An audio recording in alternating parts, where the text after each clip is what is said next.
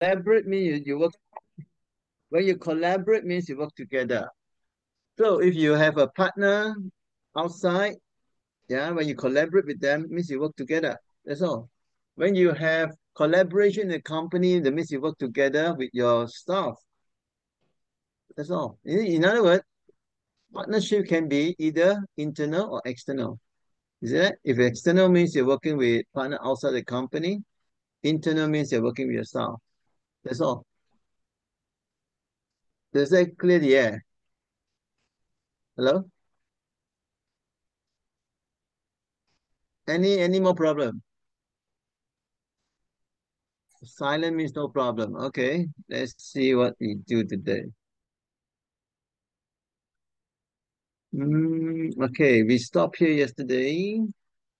We stopped at disruptive, yeah, disruptive innovation. Right? Okay. Now we stopped at this slide yesterday. Yeah, I put a stop here. Okay.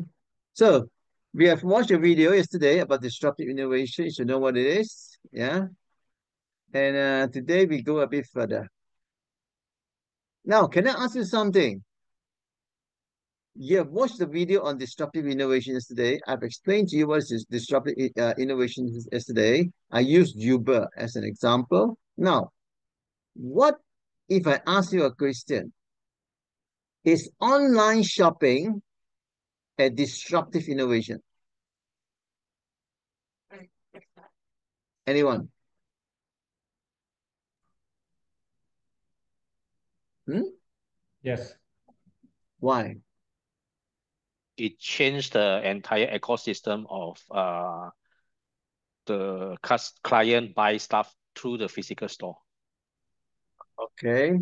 Now, what you say is correct. Why? Because disruptive innovation means a new way a new way of doing things, yeah, which disrupt the existing method of doing things. That's disruptive. Okay, so online shopping is actually a disruptive innovation because instead of going to the shop to buy things, now you go online. So you're still buying online. You're still buying things. I mean, the business model is almost the same, just that one is electronic, one is physical. Yeah. So it's still buying and sell product or services. Yeah. So it's disruptive innovation. Now, what about radical? Now, radical innovation is a bit different in the sense that you talk about a brand new, yeah, a brand new product or service, something that's brand new. It's not in existence yet. Offline, online shopping, before online comes into the market, offline is there, brick and mortar shops. So it's already there. When online comes in, it's just a new way of doing things, but it's not a completely new thing. Okay. It's already there. Just a better way of doing things, more innovative. But radical innovation is a bit different because it's talking about completely new way of doing things. Okay. So completely new product or services. Okay. That tend to impose on the life of user. Okay, so you're talking about in this sort of in the world we are staying in or living in today, most of this radical innovation has to do with technology. It has to do with technology. Okay, it's substan- it substantially changes the brand, product, service, or market in some way, usually through the creation of new technology. So basically, it's technology. Uh, for example, Amazon is a great example of a company that uses radical innovation. Okay, now have you watched Amazon what they call store? New no staff, yeah, staffless store, no staff. Yeah, you don't see any staff inside. Yeah, you walk in, you just download their apps, you walk in there, you come out, everything paid very fast. Yeah, through your bank account. It's staffless, no staff at all. Okay. Then there's a new taxi called the driverless taxi. Now, whether Elon Musk is still on trial, but China already using it, already using the technology. So if you go to China now, you can actually call for driverless taxi. And believe me, it's true. Now I'll show you. I'll show you this video clip, and you know what I'm saying. Okay, I'll show you the driverless taxi in China. Driverless taxi. Yeah, now you watch this and you know what I mean. Let me stop share first. Sorry, let me stop share first.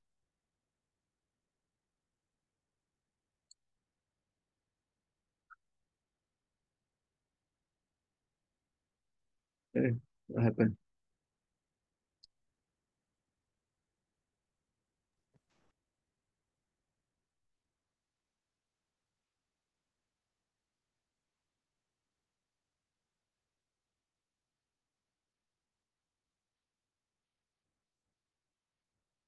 Okay, let's watch together. I'm going to show you now.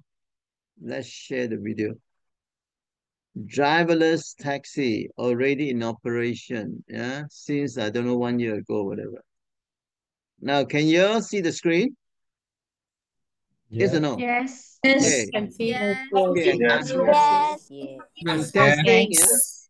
Now, if you can't hear anything, let me know. Yes, can see. Can you hear anything? Very clear, sir. Can see the picture. But can you hear the sound? Can hear. No, cannot. No, it's No. just only picture without the sound. Can you hear the sound? No. No sound. No sound for video. Okay, 1 minute. Share computer sound. I'm going to share computer sound now. Okay, it should be okay now. Okay. Good. Can you hear? Very clear, sir. Now we're going to start the ride. Can you hear the sound? Very clear, Can you sir. Yes, can hear the Yes, sound. can hear. Okay. Here we go. Heading to 301 Tolan Street. We flew to San Francisco, the startup tech hub of the world, where laws have been changed to allow cars to drive around the city with no driver. This is Google's fully autonomous car project that's now come alive. It's called Waymo. It's an app to hail a ride. It's driven by AI and you can now use it pretty much every day. It's already on the roads in Phoenix, Arizona, and San Francisco, and the next cities being rolled out are Los Angeles and Austin, Texas. We take a look at the tech, like how does it actually work? And we order one to experience it for ourselves. Supercar Blondie. Hey, what's up? Back in 2009, Google actually launched this as a self-driving car project. Yep, originally this was called Project Chauffeur. Between 2009 and the end of 2015, the company had spent $1.1 billion on developing its self-driving software and hardware. And in December 2016, they renamed it Waymo. The first licensed self-driving car in the US was Google's 2012 modified Toyota Prius. However, the original Google autonomous car design was called Firefly, a bubble-looking car which launched in 2014. The original designs included $75,000 radars, but these dropped 90% in price when Google started designing them in-house. They took a Jaguar I-Pace and they fitted it out with all of the latest LiDAR, camera and radar technology on the car. Now this is so cool because this one up here can literally detect objects 3 football fields away, which is just insane. LiDAR sends millions of laser beams per second out onto objects to build a detailed picture of the world 360 degrees around it. The radar technology is used to determine how far away the objects are and their speed, while the cameras detect visual information, like if a traffic light is red or green. It can still detect objects perfectly well. Even in the fog, when it's heavily raining, it can still do all of that. Now, the reason why they started in Arizona, right, because we're like, why do you start there? Is because the weather was good. Then they came to San Francisco, where there is rain, there is fog, there is lots of other weather conditions. So now, slowly, what they're doing is building up the fleet. Waymo's focused on retrofitting existing car models like the Jaguar I-Pace and the Chrysler Pacifica. Their next car will be custom built with Geely. Each car is fully electric and powered by 100% renewable energy. They have some technicians who can take over and drive it, right? But as a passenger, you can't actually get into the driver's seat. The door won't unlock. They only have the wheel there for basically regulations at the moment. To be on the road, you need a wheel in the car, which kind of makes sense. But as we head into an autonomous future, I'm sure that will start to change. So I'm just going to walk straight in front of it. It already stops. There we go. Turning out of my way. And here it goes into park. After looking at all this crazy tech, it was time for me to experience my first ever fully autonomous taxi. Can you see? No driver whatsoever. Now, every time you order it, you know you're gonna get one car. Every time it's the same, which I like. This is the Jaguar I-Pace. You know, with other ride-sharing apps, you don't really know what you're gonna get all the time. You're like, is it gonna be a dodgy car? Is it gonna be a rude driver? You know what you're getting. So we're gonna press unlock, because I'm here now. Unlock, all right. Door handles come out. Hey, Supercar Blondie. Hey, what's up? Now we're gonna start the ride. Here we go. Heading to 301 Toland Street. Please make sure your seatbelt is fastened. Okay. For any questions, press the call support button to speak with a rider support agent. So there are cameras in here. Now, if they detect your seatbelt hasn't been on or isn't on, it will actually call the car, which happened to me before. A support guy, a real human, called and he's like, "Hello, this is DJ, put your seatbelt on." I was like, okay, sorry mate, here we go. So let's put our seatbelts on. So here we go. We're driving in the most advanced, fully autonomous tech on public roads today. You can literally hail this on the Waymo One app, right? Look at it, just driving around by itself. This is unbelievable. Up here, you see it detected that human walking by. Human. Now I'm talking in weird language. I've been catching a lot of like ride-hailing cars to get around Los Angeles and San Francisco while we've been here, and you know, some of the drivers, they're not in the best mood and it can just totally throw me off. I'm like, man, this sucks. So what I love about this is there's no driver, so you get complete privacy. No one's gonna throw you off and like put you in a bad mood. You're not driving around with a stranger, so as a woman, I feel way more safe as well. Way more safe. If I go into menu, you can see here, there's cameras in the car, and there's also audio, but you can go into camera privacy and the mics are off. So you can make business calls in here, no one's listening to you. Now, I know what you're thinking. I would never get in a car that doesn't have a driver. But listen to this. Waymo have done over 20 million miles of real-world driving. It's the equivalent of driving to the moon and back 40 times. They even looked at fatalities on the road in Arizona over the last few years and re-simulated the crashes with Waymo cars. And in each of the simulations, the crashes were prevented. One of the world's leading reinsurers, Swiss Re's research, shows that Waymo's self-driving cars are super safe, cruising over 3.8 million miles in San Francisco and Phoenix without any injury claims. A big difference from the 1.11 claims per million miles for us, humans behind the wheel. Now, as you can see, see green light, it'll tell you here what the car is doing, right? So it's going around the corner here, and look at all of the different things it's detecting. All of these white ones are moving vehicles. And what you can do is, if you need to pull over now, you've changed your mind, you can just press pull over and it will find a safe place to pull over. You can call support and a real person will talk to you at any time. And you can put stuff in the back, and it doesn't matter if you put stuff all the way to the ceiling because the driver doesn't need to see out the back, right? It's got cameras, it's a computer driver. And I feel totally safe. Like, the way it's driving around, I feel like there's a human driving. I honestly do. Like, it's crazy. What do you guys think? Would you be comfortable in something like this? Let me know in the comments section. Almost there. Don't forget your belongings. All right, here we go. We've pulled up. So what do you think? Is this great? Yes. Are we going to have such services in Malaysia soon? Now this is radical. Radical. This is radical, yeah, very radical. And the other one I want to show you is about those this one. Okay, I'm going to show you this one. This is going to be good.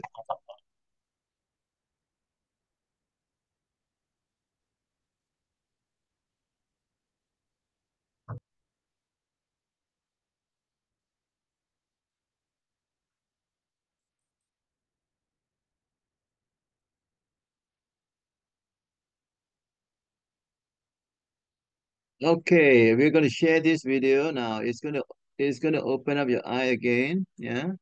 Now this is about Amazon. Amazon, as I say, staffless and no staff. Yeah, no staff outlets.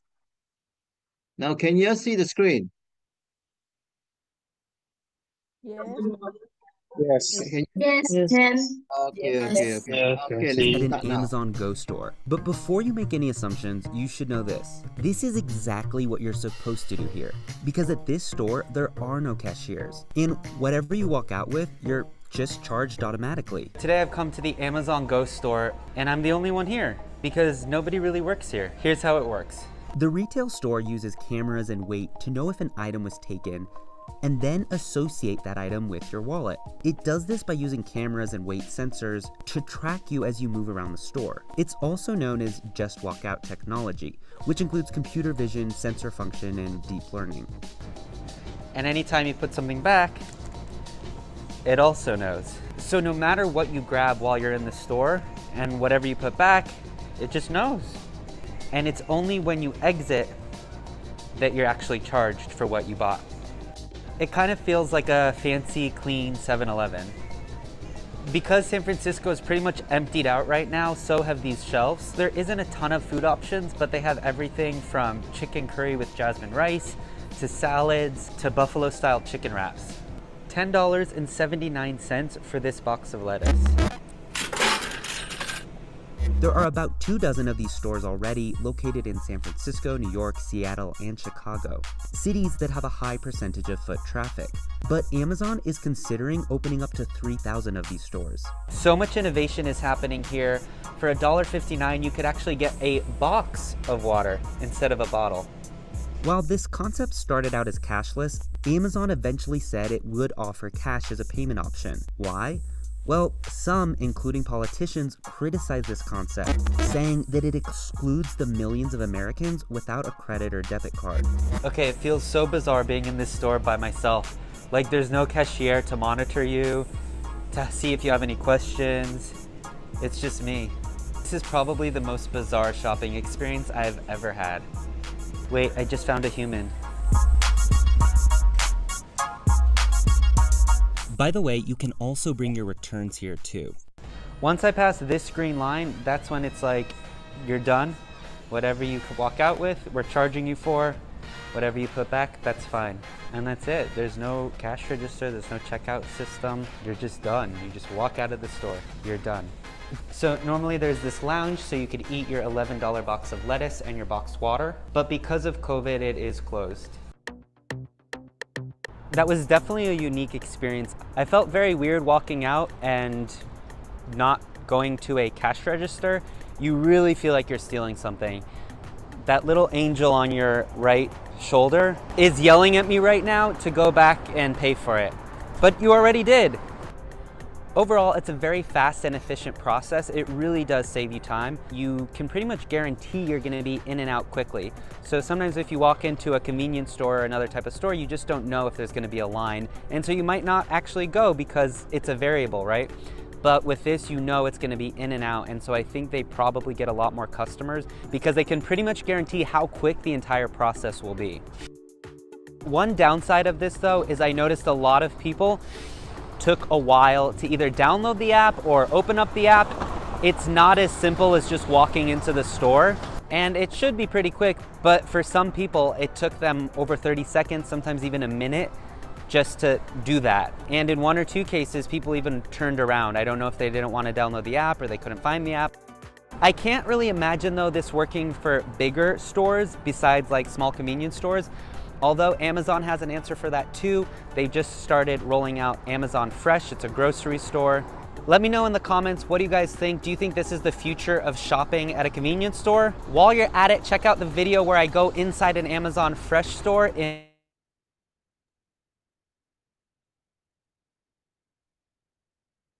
Okay. Now you see what is radical innovation. Yeah, just two example. Yeah, one is driverless taxi. Now, driverless taxi is already in operation in America and in China as well, but it's not in Malaysia yet. Okay, Malaysia is using e-hailing. For the what they call staffless convenience store, it's not in Malaysia yet, but it's already in operation in other country. Yeah. So these are all radical innovation because it completely, bring in new ways of doing things. Yeah. I mean, these are not in existence at all. It's a new thing. Okay. So that's what we call radical. Okay. Let's get back.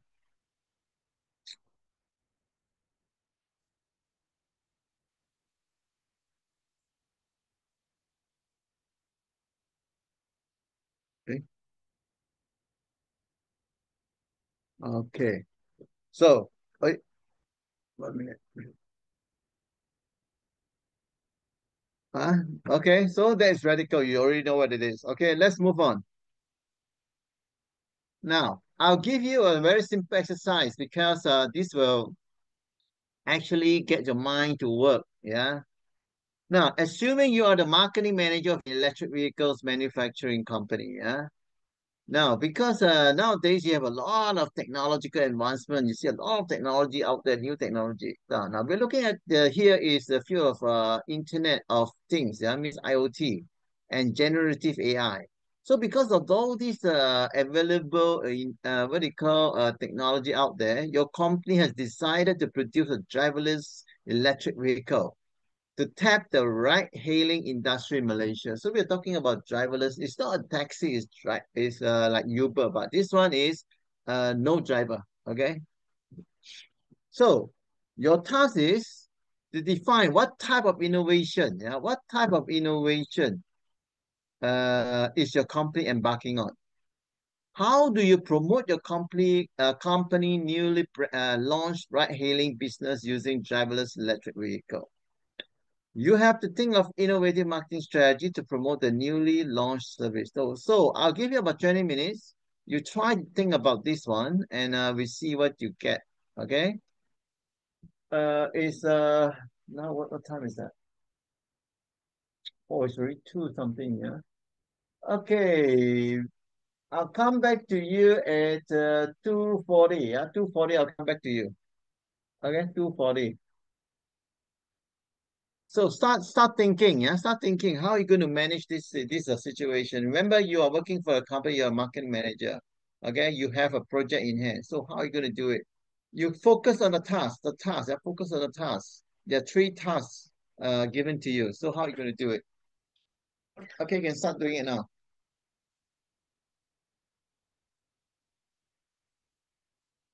About the task, yeah. So first of all, you've gone through a 4-type innovation. So what innovation are we looking at here? What innovation are we looking at here? Anyone? Disruptive innovation. Is it destructive? Disruptive. Disruptive. What else? Radical. Okay. Now, I think both.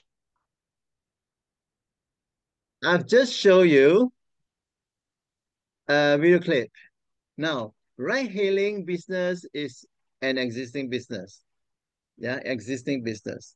But the way we do it or the way we deliver our, what do you call, services is a completely new thing altogether.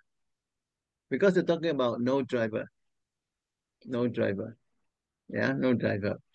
You see, actually, you can also, in a way, say it's disruptive because the thing's already there, but we're changing, yeah, making modification. Yeah, making modification. But in terms of technology, it's actually radical. But in terms of industry, yeah, it's there, but we're going somewhat more advanced now. We're using no driver. We don't use driver now. Okay. So in terms of innovative marketing strategy to promote the newly launched service. So what do you think? How are you going? You see, this for example, now just imagine you are having this new product, and you are asked to promote it. So what sort of strategy you should be thinking of?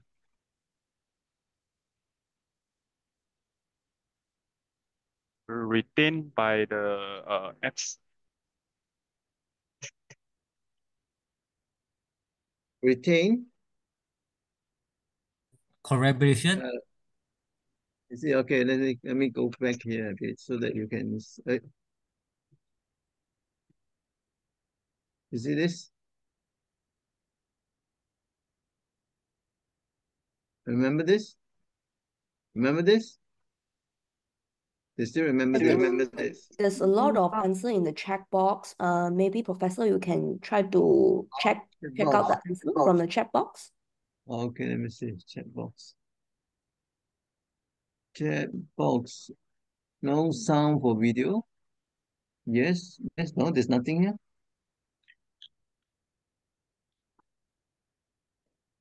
Oh, I think you mean the question they asked. What is this? This is so internet banking is disruptive.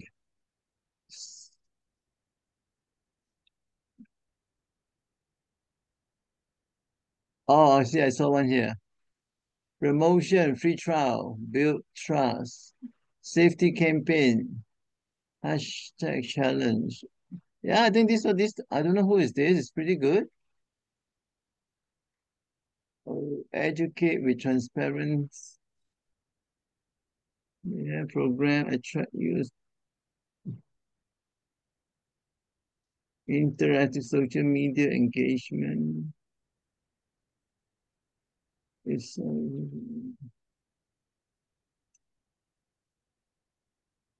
influencer social media. Yeah, it's pretty good. Yeah. Okay. Partnership. Okay. Okay, now what you guys wrote on the chat box, I think is quite interesting. Yeah. Now what I'm trying to do here is I'm trying to get to the gauge, yeah, whether you know what you've studied so far. Okay, so it seems that you know it's good. Okay, that's very good. Okay, let's go a bit further. Ready, go, we finish this. Now let's go. It's not working again. Okay. Okay. Why innovation is so important? Now, innovation is important because it actually it not only drive, it actually force you to create new product. You see, in this very competitive business world we're in today, only the one with the most innovative idea, product, services will stand out. Okay? The rest will actually fall back and eventually they disappear. They disappear. Okay?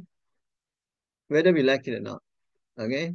Because if you really look around, you'll find that technology is the thing. Okay? It's a thing of today. Everything is about technology. And technology is changing the way we do things, whether we like it or not. Okay? Look at the mobile phone we have, the smartphone. We can literally do anything on a mobile phone. Now, we used to watch movie. You need a television. You need at least a laptop. But now you can watch movie with your smartphone. You want to call, you can use a smartphone. Yeah, you want to talk to a friend when you can see them on the street with your smartphone. You want to order things with your smartphone. Whatever it is, almost everything is technology. So it's how fast technology move, and it's a matter of how fast your company move together with the technology. I mean, can you follow the pace? That's the meaning. Okay, so it drives professional to create new product methods, services, and standards that may affect economy positively. Yeah. It helps to ensure that business stay competitive and as a leader in the industry, whether you like it or not. You want to stay competitive, you have to go for it. It's all about innovation, nothing else. And of course, as you go along, it offers benefits to your business in terms of increase in efficiency, customer satisfaction also improve, And of course, the bottom line improve means higher profit. So innovation is here to stay, and it's going to be here for a long time. Yeah. And it's going to help sustainability in terms of business sustainability and even environment. Now they're also using technology, innovative technology to protect the environment. Yeah. Now, allow adaptability to changes in technology and customer preferences, especially in time of crisis like COVID-19. Now, during COVID-19, most of us are not allowed to go out. So how do we go through the hard time? So they start to, no, it actually forced the people to become more creative and more innovative. So they came out with developed a lot of apps. Now, for instance, a lot of apps that you can order food. You don't have to go. You don't have to go out. You can order your grocery. You see, last time we don't have this type of apps, but because of COVID-19, everything changes. Yeah, because we are forced to do what we are not doing before. So you see, it's all about technology, whether we like it or not. Okay, it's all about how they become more innovative. Yeah. So in other words, it fosters growth and prevents stagnation. You see, if you're not innovative, everything will be stagnated. It's the same every day, the same thing. Nothing new, nothing or whatever. It's still we continue our life with the same thing. So there's no new thing. So everything's stagnated. So with innovation, everything, things we see around us become something fresh. Yeah, something fresh and more efficient. Eventually it fosters growth. So it's very good. So what is marketing innovation then? Now, there are few definitions here. There's few definitions. Again, now none of the definition is wrong. Everyone is correct, okay? And none is better than the others. Okay, just look at the definition. Now, this is by the Organization for Economic Cooperation and Development. Implementation of a new marketing method involving a significant changes in product design or packaging, product placement, product promotion, or pricing. Now, this is according to OECD. Now, what about the other one? This is by Gupta and others, 2016.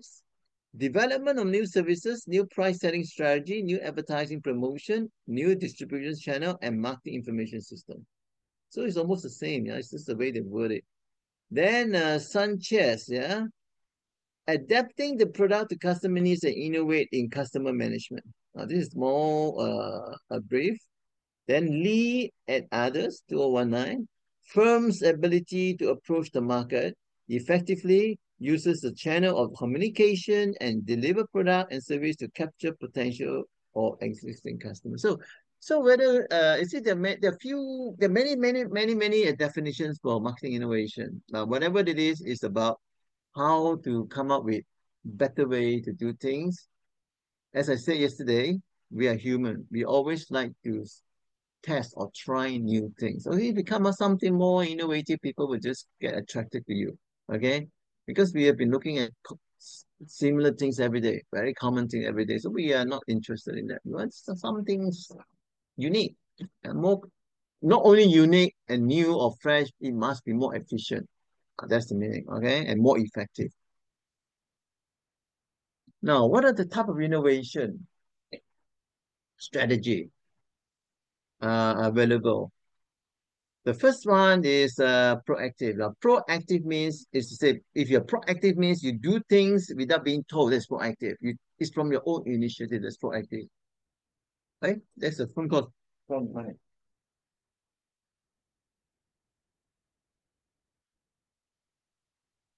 Okay, that's proactive. So tends to have strong research during this type of company that adopt proactive innovation strategy. They will have strong research orientation and first mover advantage, and to be a technology market leader. So they'll be the first one to do it. Okay, so they don't wait. Yeah, they don't wait. Now, one of these this company, now one of the company that actually do all these things you can see in the market is Tesla. Look at Tesla. Look at this Elon Musk. Yeah, they adopt proactive innovation strategy. Whatever they do, you see, they're the first one in the market. Apple is another one. Yeah, and it goes on and on. Now, they assess knowledge from a broad range of sources and take high risk. Now, these are the companies that take high risk because you know you're the first one, so it's going to be risky. Okay, so like Apple come up with a smartphone touchscreen, it's going to be risky. You don't even know whether the market will accept it or not. Like Nokia said, no way they will accept it, so they don't follow. Okay, the Singapore Airlines, another one. Now, the type of technological innovation used in the proactive innovation strategy are radical. Why radical is a breakthrough, something completely new that changed the nature of product and services. So it's a big risk, very high risk. There's no guarantee it's going to succeed. Yeah. Another one is incremental. You go a bit by bit. Yeah. The constant technological or process changes that lead to improved performance of products. Now, normally the automotive industry will go for incremental. Okay. So you introduce a bit by bit, changes a bit by bit. Now, something that people don't dare do it, but you do it. Okay. Now, another one is active. Now, this is more to do with defending existing technology. Now, this is less risky, yeah. It's not like the other one, proactive is risky. This is less risky. So, involve defending existing technology and market while being prepared to respond quickly, okay? Once market technology are proven, so you wait. You see, you look and see. If it's proven, you go in.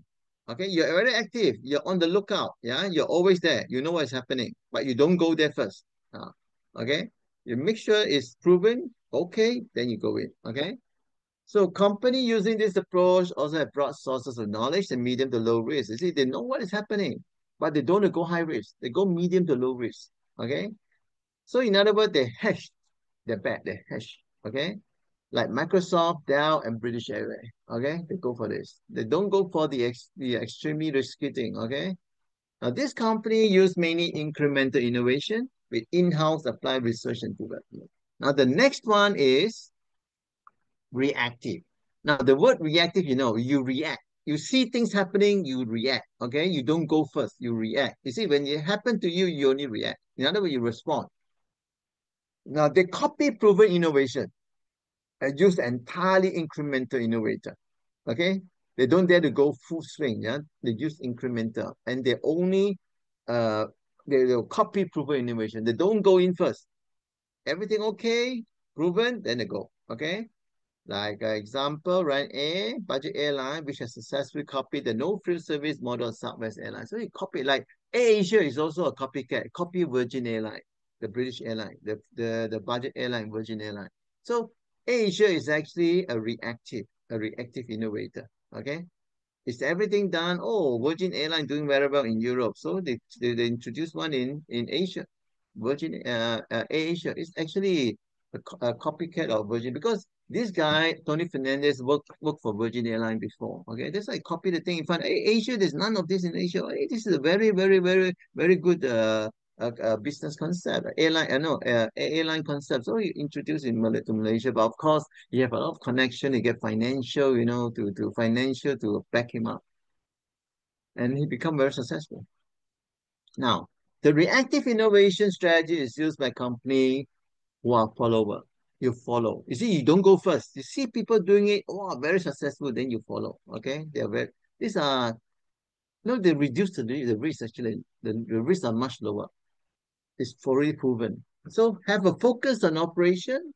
Yeah, why you focus on operation? Because that's where you see whether it works or not. So it's a copy proven innovation. Okay, copy how they do it. Copy how the other successful operator done. So you just copy the way they operate. Then wait and see attitude. You wait and see. You don't go first. Is it successful? The guy, oh, it's very successful. Then I go in. Okay, you don't go in like the proactive innovator. Look for low risk opportunities. So they go for low risk. Okay, they don't go for high risk. Then the last one is passive. Now, passive means you're very laid back. It's a laid back, yeah. Companies with passive innovation strategy wait until their customer demand a change in the product. Until people, oh, I think you're back out of date. I know, you know, you go on like that, we're not going to support you. So they have no choice. In other words, they have no choice but to change. These are the passive innovator, okay? Example, automotive supply company, as they wait for this customer, the demand changes the specification before implementing this. Okay, so So basically, there are four types of innovation strategy. Okay, proactive, active, uh, reactive, and passive. Okay. So why marketers use innovative marketing? Why? To explore new market. Very simple, explore new market. To increase sales. See, marketers are only interested in market and sales and profit. So with innovative marketing, they'll be able to see new market. So they explore new market. And that's how they increase sales and profitability. Then the other one is the world, with the business world is so dynamic. And it's changing, keep on changing. So you need better way to market your product. So innovative. If you're not innovative in marketing, if you don't have innovative marketing strategy, you're going to lose out because the world is changing so fast. Everybody is using social media now. Everybody is using influencers. Now, these are things that are unheard of before. Okay, in the old days, they only were advertised in the paper, newspaper, and later on they advertise in the TV. Now, who will do that nowadays? These are all outdated, obsolete things because you got to change. You got to keep pace with what is happening, okay, in the world. Then conventional marketing techniques are not effective anymore. You see, those old techniques, because businesses are surrounded by advanced technology. You see, we're talking about advanced technology because technology actually have great impact on almost everything we do today, whether as an individual or as a business concern. Okay, technology is always there. Now we can say technology, yeah, is actually controlling every one of us. Now ask yourself, can you live, can you survive without your smartphone? Ask yourself. So I have a question, sir. Yeah. What about the DeepSeek? I mean, is it DeepSeek is one of the DeepSeek is AI generative apps. Now that one is like, is it for under proactive category? That is proactive. No, it's actually not actually. I wouldn't say it's proactive. You look at this thing here. DeepSeek is basically active. Why?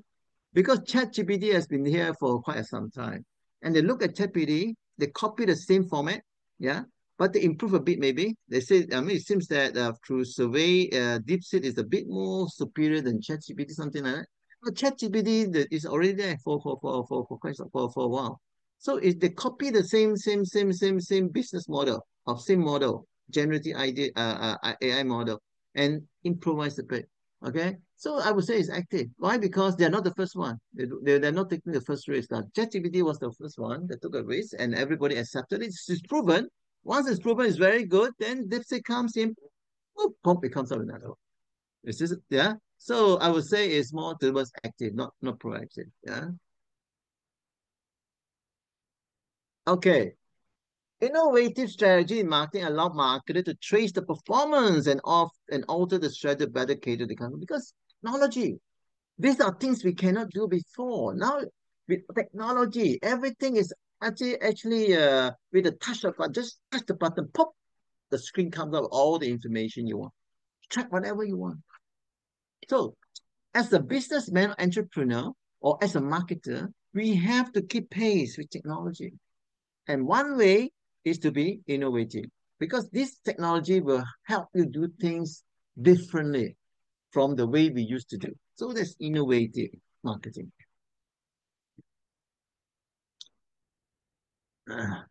Okay. The next thing we look at is product diffusion. Now, what is product diffusion? It's about how customer or how the market, what they call, adopt a product. Okay. Now, product diffusion curve model uses a bell curve shape. I'm going to show you the bell curve shape later, or as S-shaped curve to show the stages in which a successful product is adopted by people within your market. You see, whatever product we're talking about, once it goes to the market, once you launch the market, it takes some time. It takes some time for the potential customer to buy, to and use the product. Okay, we call that diffusion. It's slowly, it's a scientific word. It's just like when you pour. Let's say you have what they call a glass of water, white plain water. maybe you pour Coca-Cola, a bit of Coca-Cola into the plain water. You look at how the color starts to change slowly. Now that's called diffusion.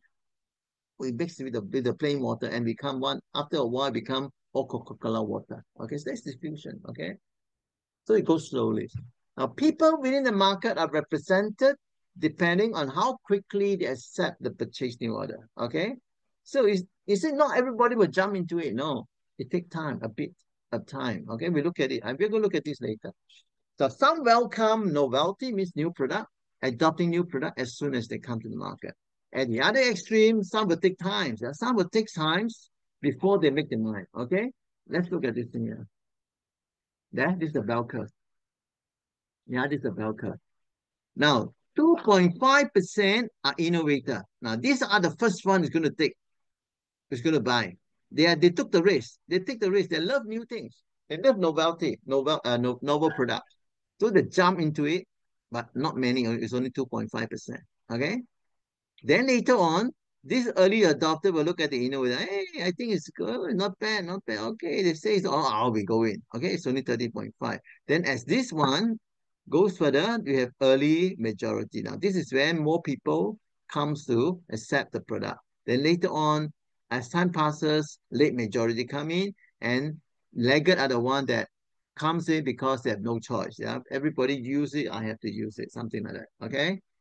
So, okay, I have some things here for you. The stages of the, what they call diffusion curve. The first one, as I said earlier, innovator.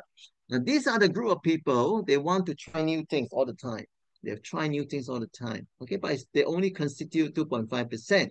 In other words, these are the people who will take the risk. Yeah. And these are the people normally belongs to the upper end market. Means they are the one who belongs to the more well-to-do type. Okay, they have the money to spend. Okay, so they are more wealthy actually. Okay, they are most likely to be knowledgeable and self-confident.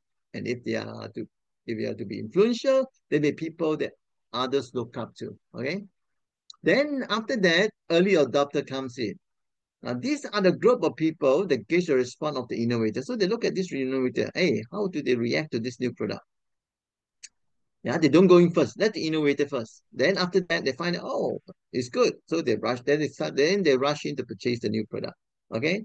So these are the type of people who are likely to be educated and somewhat product savvy. Okay. So early adopter represent 13.5% of the total consumer. This 13.5%, 2.5 are based on research. Okay. Then after that, the next type of adopter we call early majority. Okay, early majority. Now, these are the group of people are more cautious. Okay, they don't jump into first. They prefer to avoid the risk.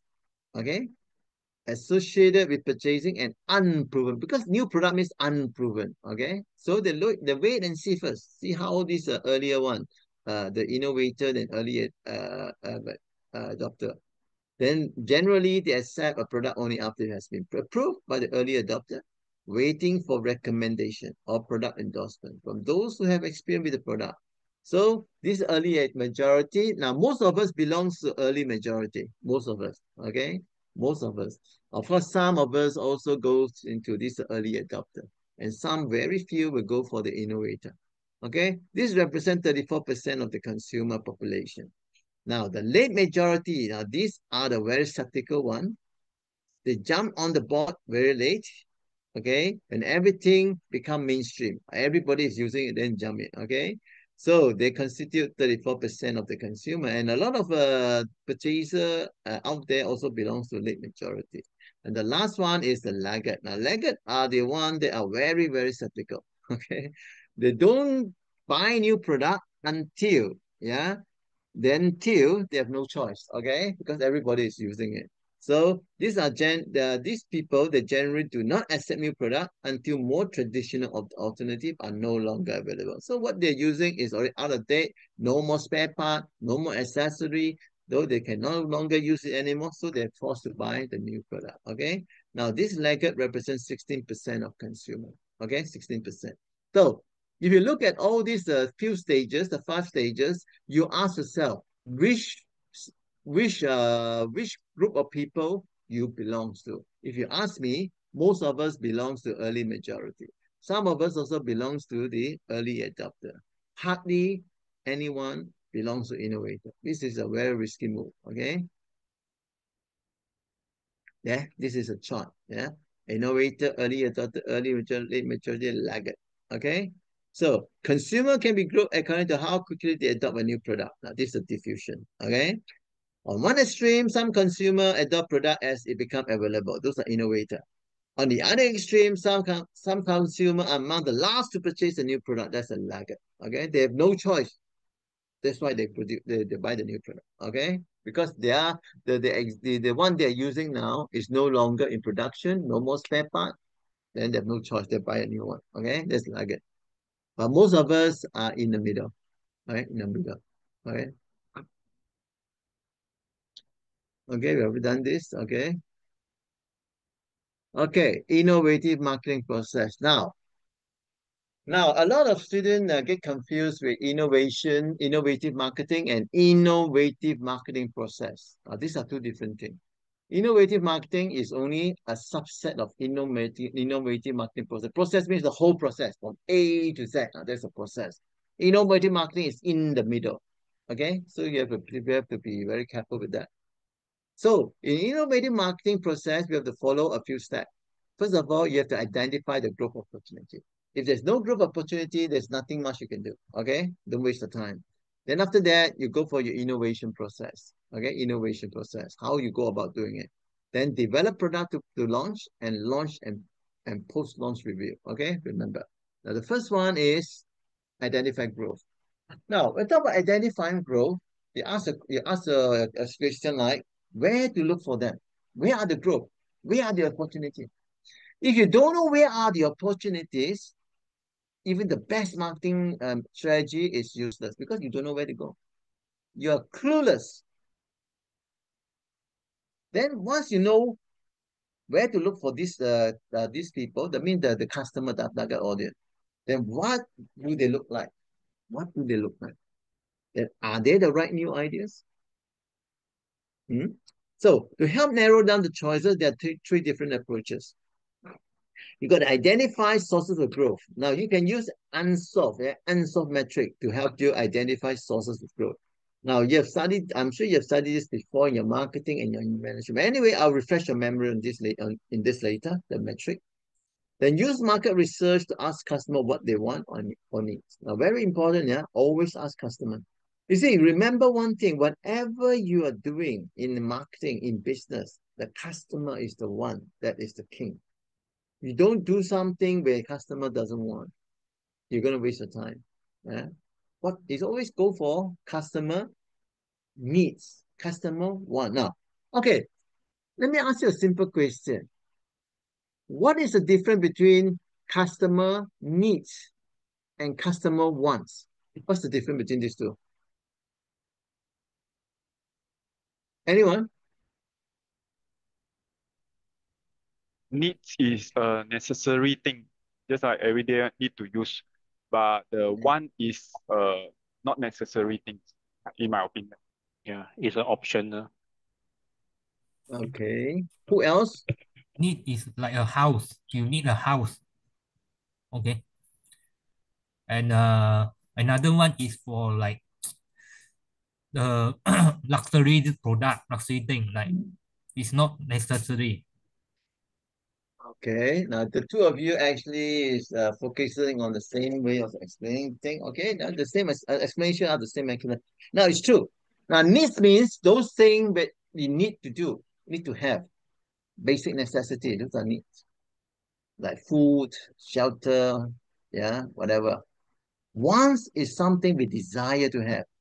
We want something, but it's not here yet.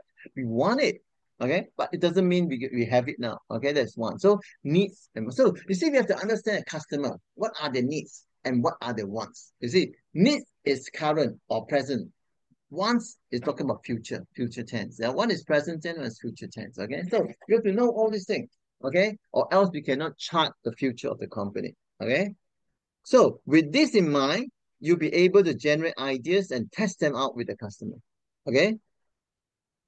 Now, as I said, you may have forgotten about ENSOF innovation metric. That's why I'm going to refresh your memory on this. It's basically a product market expansion grids. Okay, two framework.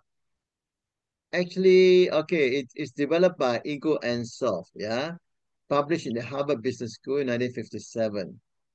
Now, I'm going to go through ENSOF metric with you, yeah, just to refresh your memory. Now, besides ENSOF metric, there are other what they call Bordeaux, like PESTEL, SWOT analysis, and Porter forces will also help you to assess the market in terms of business, growth opportunity or whatever. Okay, but I'll go through the answer for you.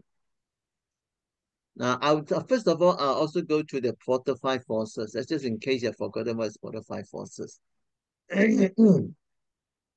Now, Porter forces actually make up of a few factors. 1, 2, 3, 4, 5. Okay.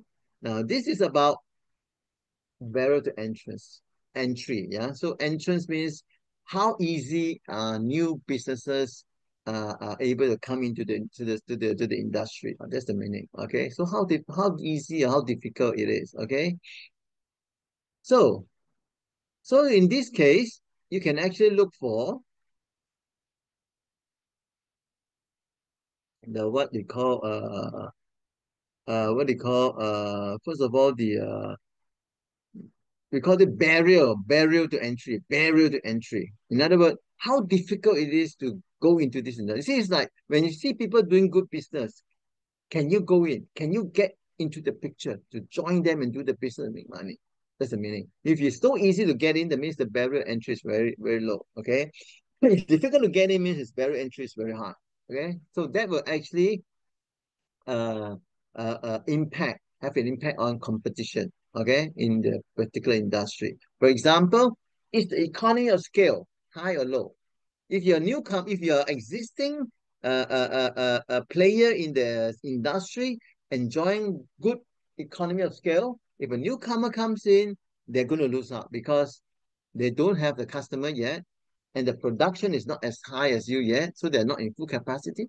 Yeah, so they have faced a very high barrier of entry. Then brand loyalty is another one. What about your customer? Are they loyal to your brand? If you're loyal to your brand, then newcomer will have a big problem with that. Okay. Then about capital requirement. You need a lot of capital to get into the industry. If it's very high, it's difficult to enter. Very difficult to enter. Okay. Then experience, then government policy, and so forth. Okay. Then also you have to look at the what do you call the power of supplier. The power of supply. The power of supply, in every industry they have supplier. How many are there against the buyer? That's the meaning. Okay, very big. Now these are things that we have to look into. Okay, like for example, number and size of supplier, uniqueness of each supply product. How unique are the product? Focal company ability to substitute. Now, substitute is another thing. Okay, if it's easily substitutable, then it's very easy for any newcomer to come in. And it's going to be very competitive. If your product is very difficult to be substituted, then the competition will be much lower. Okay. Then of course, strength of substitute. Then of course, your bargaining power of buyer. Now you see, all these forces will actually have impact on this rivalry among existing competitors. Because you see, every industry, there'll be a lot of competitors. It's not only one company, there are many competitors. So when the times are good, everybody are happy because everybody got a fair share. So easy, no problem. But when the times are bad, every one of the player in the industry will start to compete with each other. They cut each other, cut costs or whatever. Okay, intensity will be very hard. Okay, so from this Porter forces, you can actually see things like opportunity, whether there are opportunity in the market. Yeah, whether no, because this Porter forces is to help you to look at the industry, how competitive industry, what can you do, what opportunity are there. Okay, So it will help the marketer in a way. It help the marketer in a way. Okay. So if you have more time, you can actually look into this one. It will help. Yeah. But of course, this one is not our main focus today. Okay. This is more to do with management and economy. Okay. But if you're doing strategic marketing, then you have to look into this. Okay. But I'll just refresh your memory. Then another one is the pastel thing. You also, if the time you got to look into it, this as well. This is for political, economic, social, technology, environment, and legal. Okay, so it's about the political situation. And political situation also have impact on the market, whether it's opportunity or not. Then the economic situation is another one. The social environment is another one. Social means the society, yeah. Then the technological environment is another one that have impact on whether it's opportunity or not. Then the environment, the environmental factor, then the legal, the law, okay? Then of course you can also use this to help you the SWOT analysis, the strength, weakness, opportunity, threat, okay? But today we're not going to go through all these things, yeah, but just to refresh your memory, just to tell you a bit here and there, okay? If you have time, you go through that. Okay, now let me look at this NSOLVE, yeah, NSOLVE. Now, NSOLVE, you look at this here. I've got it here. You just look at the diagram, very simple, straightforward, NSOLVE metric. Here you have the market. Market means existing market, new market. Here you have the product, existing product, new product. Okay, so within this frame here, this frame here, you have market penetration here, market development here, product development here, and diversification. Look at this one. For example, here, market penetration. So what is market penetration? You go back to this one. The concept of increasing sales of existing product into existing market. In other words, you sell more existing product to the existing customer. Okay, so here you see existing product, existing market, means existing customer. Okay, so if you go for this one, product development, now product is new. So you develop new product, but existing market. So product development. Focus on introducing new product to an existing market or create new product to appeal to existing market. Okay. Then you have another one here, market development. Market development, develop new market. So the market is new. You develop new market, but existing product. So you can refer back to here. Focuses on selling existing product into new market. So these are opportunity open up. I mean, you have to do market research before you can use this, okay? Then the next one is diversification. Now, the market is new. Product also new. So, new market, new product. So, diversification. The concept of entering a new market with altogether new product. So, now from this answer, you'll be able to see one thing. Where are the opportunities? Are you going to expand into the existing market with the existing product? Or you're going to find new market with existing product? Or you're going to produce new product in an existing market? Or you're going to go into a different, a completely new market with new product? So up to you. Yeah. So in other words, before you want to adopt or before you can adopt any innovative marketing strategy, the first thing you need to know is where are you going? Where are your market? Is there an opportunity? So NSOLVE innovation metric is one of the many models that can actually help you. But of course, you can't use this unless you do market research. Without doing market research, you can never use this. You need data, market research data, to help you adopt this NSOLVE innovation metric. Okay, for example, if you don't have good research about your existing market, you don't know whether you can expand further or not. You will know. You thought, oh, that's all I have. But if you have do market research, oh, I see there's so much space in the market which haven't been tapped yet. Okay, we don't have been explored yet. So we have to go further. There are a lot of space to fill. So you go further. So these are all to do with market research. Okay, without market research, you cannot apply anything, and you cannot come up with any good strategy. No way. Okay, so market research, very important. Uh, Okay, we have a further elaboration here, actually, market penetration. Now, market penetration is to go deeper into the market. Existing product, deeper into the existing market. So, in other words, the risk is much lower. Okay, much lower. Okay. So, when employing a market penetration strategy, management seeks to sell more of its existing product into the market they are familiar with, and where they have existing relations. So, market penetration is the safest, less risky strategy, method, yeah, to explore market opportunity. Okay, so in other words, whatever you're doing now, you just expand further. That's all. Now, typical execution strategy include increasing marketing effort and streamlining the. You just increase the marketing effort. It's the same type of marketing effort. You don't have to change it. Streamlining distribution processes. Yeah. Then, of course, decreasing prices to attract new customer within the market segment. Why you need to decrease? Decrease prices means it's not long term. It's short term. It's to do with offering discount. Yeah, this is a promotional, what they call gimmick. Okay, to attract new customer in the existing market, but deeper into the market. Okay, this market you haven't tapped yet, explore yet. Okay, go deeper. Okay. Now, acquiring a competitor in the same market.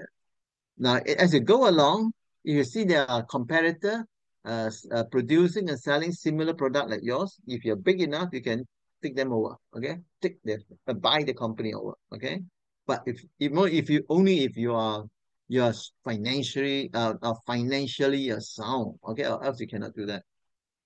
Now, example, a consumer packaged good business that sells in the grocery chain, yeah, grocery chain.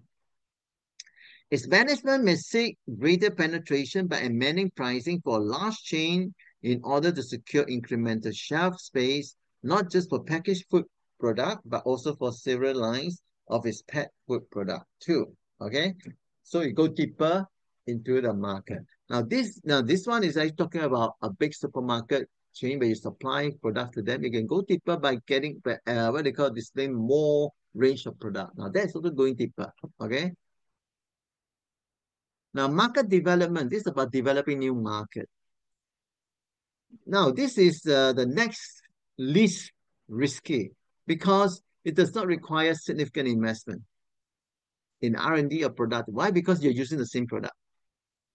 You don't have to produce new product. It's the same product, but you go to a new market. You develop new market. So it allows management team to leverage existing product and take them to a different market. Only taking them to a different market, that's all. Now, what approaches do you use? Catering to different customer segment or target demographic. Because you're going for a new market, you're going to expect or anticipate different type of customer, different preferences, different attitude. Yeah, demographic also different. Like for example, in Klang Valley, you go to Penang, it's a bit different from KL. You go to Johor, also a bit different from KL. Yeah, the people there are not exactly the same like KL. Yeah, the way they think, the way they make decisions is maybe it's completely different. I don't know. Then entering a new domestic market, regional expansion. But if you go overseas, there's the international expansion. Yeah, especially you see when you expand overseas, you can see almost everything are different. You're selling the same product, but the people there are different from you. The culture different, yeah, cultural differences, mindset differences, yeah, whatever it is, demographic differences, yeah. So you have to take all those into consideration.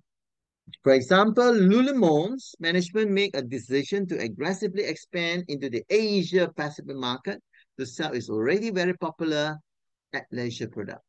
Okay, so what happened is, while building an advertising and logistic infrastructure in a foreign market inherently present risk. Now, why risk? Because it's a different market. Is made less risky by virtue of the fact that they're selling a product with a proven roadmap. Because you're already selling a product which have proven to be successful in your own country. So it's a matter of understanding the new market and get your product over there. That's all. Okay, so it's risky, but not that risky. Okay. Then product development. The product development is about developing new product. Okay. So it talk about targeting a particular audience or particular market. Okay. So this is I would say is more risky than the other two. Why? Because you're talking about a new product. Yeah, it's talking about a new product. Although you have a list of existing clientele, but it doesn't mean they will accept your product just like that. Okay, it takes a bit of time. Okay, and a lot of investment in R&D. Okay, think of it as a play on brand loyalty, which may be achieved in a variety of ways. Now, here you have to invest in R&D, research and development. Yeah, either to modify the product or develop an altogether new product. So you need investment. Need investment. R&D means it's quite risky. Yeah. Acquiring the right to produce and sell another firm's product. Okay, you can also acquire other firm's product and sell it. It's a new product. Creating new offering by branding a white label product that actually produced by a third party. Like for example, a lot of people actually go to China. There's a factory over there that produce your product and put your brand over there and put a brand on the product. Like for example, you see a lot of massage chair, massage product like Osim, or this sort of Osim, the other one, Ogawa. The product are produced in China. Those factory in China doesn't belong to that. Yeah, doesn't belong to that. But they only produce for this company that do the marketing, but using the marketing arms brand.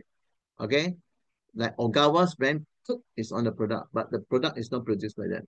Also is another one. Okay, so that's another way. Okay, because China have a lot of factory doing all these things. So this, what I would say, is a more risky one because you need a lot of investment, but whether it's going to work or not, it's hard to say. Of course, you need to do a lot of marketing research. Example, a beauty brand that produces and sell hair care products that are popular among women aged 28 to 35. So in an effort to capitalize on the brand, because everybody already know the brand, so you capitalize on the brand popularity and loyalty with this demographic, they invest heavily in the production of new lines, hair care product. Okay, so they are popular with the beauty product. Yeah, hair care is also related to beauty, so they go for hair care, a new line product. Yeah, hoping that the existing target market will adopt it. Okay, so this is an example of product development. Okay, so product development compared to market penetration and market development, this one is more risky. Yeah. Then the last one is diversification. Now this one is about going into other type of business or related business. Now this one has the highest risk. Yeah, very risky. Now, while it is the highest risk strategy, it can reap huge reward, either by achieving altogether new revenue opportunity or by reducing the firm's reliance on a single product. Okay, so you want to get out of the vicious circle. You want to get new things. Yeah, so it's very risky. Now, we talk about diversification. There are two types of diversification. One is related diversification. The other one is unrelated. Related means you diversify into another industry or similar industry that are related to what you're doing. For example, a producer of leather shoe that decide to produce leather car seat. Now, leather and leather. So you produce leather shoe. You're already established in this industry. So now you diversify into producing leather car seat. Now, it's a car seat, but you also use leather. Okay? So there are almost certainly synergies. There are synergies, yeah, to be had in sourcing raw material because it's the same thing. The raw material are leather. Although the product itself and the production process will require considerable investment in R&D and production. Now, remember, when you want to produce new thing, you need to invest. Why? Because producing leather shoe is not the same as producing leather seat, leather car seat. It's a completely different product. The only similar things we're looking at here is the leather, the raw material. That's all. Okay, so it's quite risky, yeah, but it's related to what you're doing now. So it's called related diversification. The other one is unrelated. Unrelated means you diversify into an industry that's completely different what you're doing now. Okay, for example, again, leather shoe producer, yeah. Let's say the management wanted to reduce its overall reliance on the consumer discretionally high-end shoe business They might invest heavily in the consumer packaged good product in order to diversify. So you see, consumer packaged good product is completely different from leather shoe producing leather shoe. So it's a completely different industry. For example, I think in the early 90s, yeah, because of the recession in late 80s, yeah, recession in the global recession. So in the early 90s, you see a lot of company closing down, collapse in Malaysia. So what happened is that most of them actually they actually carry out a lot of research and found that higher education business is recession proof. So during that time, you see a lot of companies from other industry start to invest heavily into setting up higher education institution. Okay, higher education institution. So it's recession proof. Now, higher education institution is completely different from what they're doing. For example, if you are doing construction, you develop high-rise building, develop housing estate. Yeah, because of recession, your existing business is not doing well. So you got to look around. You need to survive. So higher education business is booming, recession proof. So they invest into that. So higher education, if you compare to your core business, develop housing construction, is completely different. So there's called unrelated diversification. Now this is a true story. You look at Malaysia at that time, a lot of this thing happening. That's why today you see a lot of these established university, college, university or whatever. They are actually owned by a parent company which are not in that industry. Okay, for example, Taylor College now it's Taylor University. Who are the which company actually invest in this during the buy over Taylor? Taylor was actually a college before, yeah, a school or college or whatever in around Amangsa or whatever. The MBF group. What does MBF do? They do construction, they do finance, they do a lot of things. They have nothing to do with education. So they're part of, because at that time times are very bad. So they look for recession-proof business. Another one is Sunway. Look at Sunway. What are their core business? Development. They build building houses, so forth. Road, whatever. But they diversify into education because at that time was so bad. Industry are not doing well, but higher education was booming. Booming and nobody business. You see, people got laid off. When they got laid off, what happened? They want to upgrade themselves. So they sign up for what they call educational program to upgrade themselves so that when the time become better, there are more opportunities for them to advance in their career. You see that? So whether it's bad time or good time, people still have to go to school. Have you seen people stop going to school during bad time? No, they still go to school. It's just that they tighten up the belt and they spend lesser, and the children still have to go to school. See? So higher education is a recession-proof business, and it was very clear. It was a clear evidence. A lot of big companies diversify into higher education during recession during the early 90s. Okay, you can actually look back, yeah, on the history of private higher education in Malaysia. How did it happen? When did it mushroom in Malaysia? And what time was that? Why it happened? You look at it. Okay, it's true. Now, market research. Now, as I was telling you many times, market research is very important. Without market research, you don't know what's happening. You don't see opportunity. You don't see opportunity, you don't know what to do. So innovative marketing strategy is useless. Okay. So with an idea where the group might come from, identify what the actual opportunity is. Very important. You know where the market group is, then you identify the opportunity. Okay. So you have to conduct qualitative research on a one-to-one and focus group interview with customer to ask them how they currently use the product. What do they like about them? What don't they like about them? So it's not like you produce the product and you tell, you keep telling yourself this is the best product. This is the best product I've ever made, and everybody will like it. Now, this is wrong. It's wrong. You have those sort of mindset, that means is in Malay, you say shop sendiri. Useless.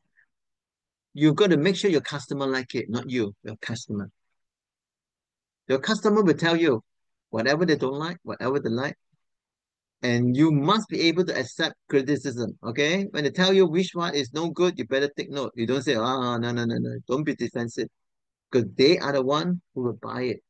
They are the eventual supporter of your product. Okay, always ask your customer, and don't be proud of your product. Okay, when talking to the customer, don't be proud of product, because if you're too proud of your product, you'll be very defensive, and you refuse to listen to criticism. That is going to be very bad. Now, market research for innovation. Result. Give ideas about product features. Very important, product features and benefits. It could inspire R&D team. Yeah. So you must have all these things in mind. These are very conceptual. Yeah. Okay. Help to identify segments whose needs are currently produced. Now, very important. Look for the niche market. See, a lot of things, we see a lot of product out there, but there bound to be needs, segment, where needs are not really being served. Now, you look for that. Okay. Then help to develop something that better meet their needs than the current option. See, whatever it is, we have something out there to satisfy our needs. But is there a better way to satisfy those needs? That's what you want to know. Okay, that's what you want to know. Okay. Like, for example, we have taxi services for so many years.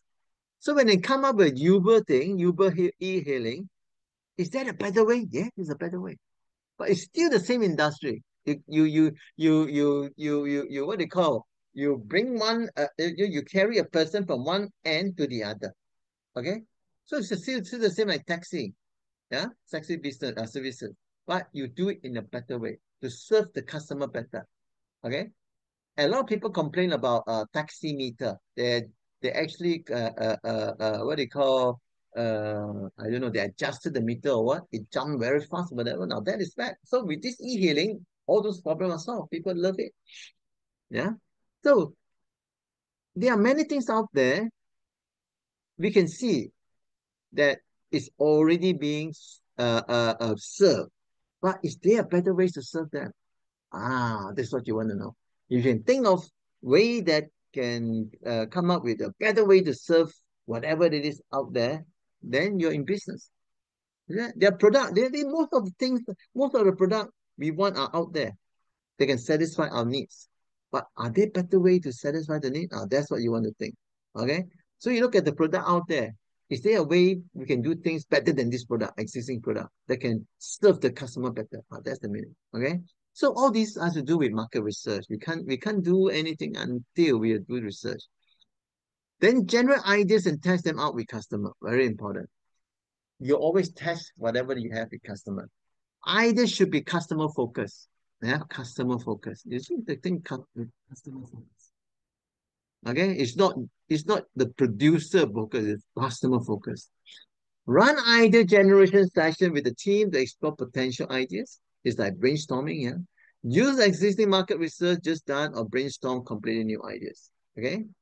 Then put this idea into the qualitative and quantitative market research process to validate opportunity to determine how many are likely to buy if the product is launched. Very important. See, before you launch a product, you must have all these things done.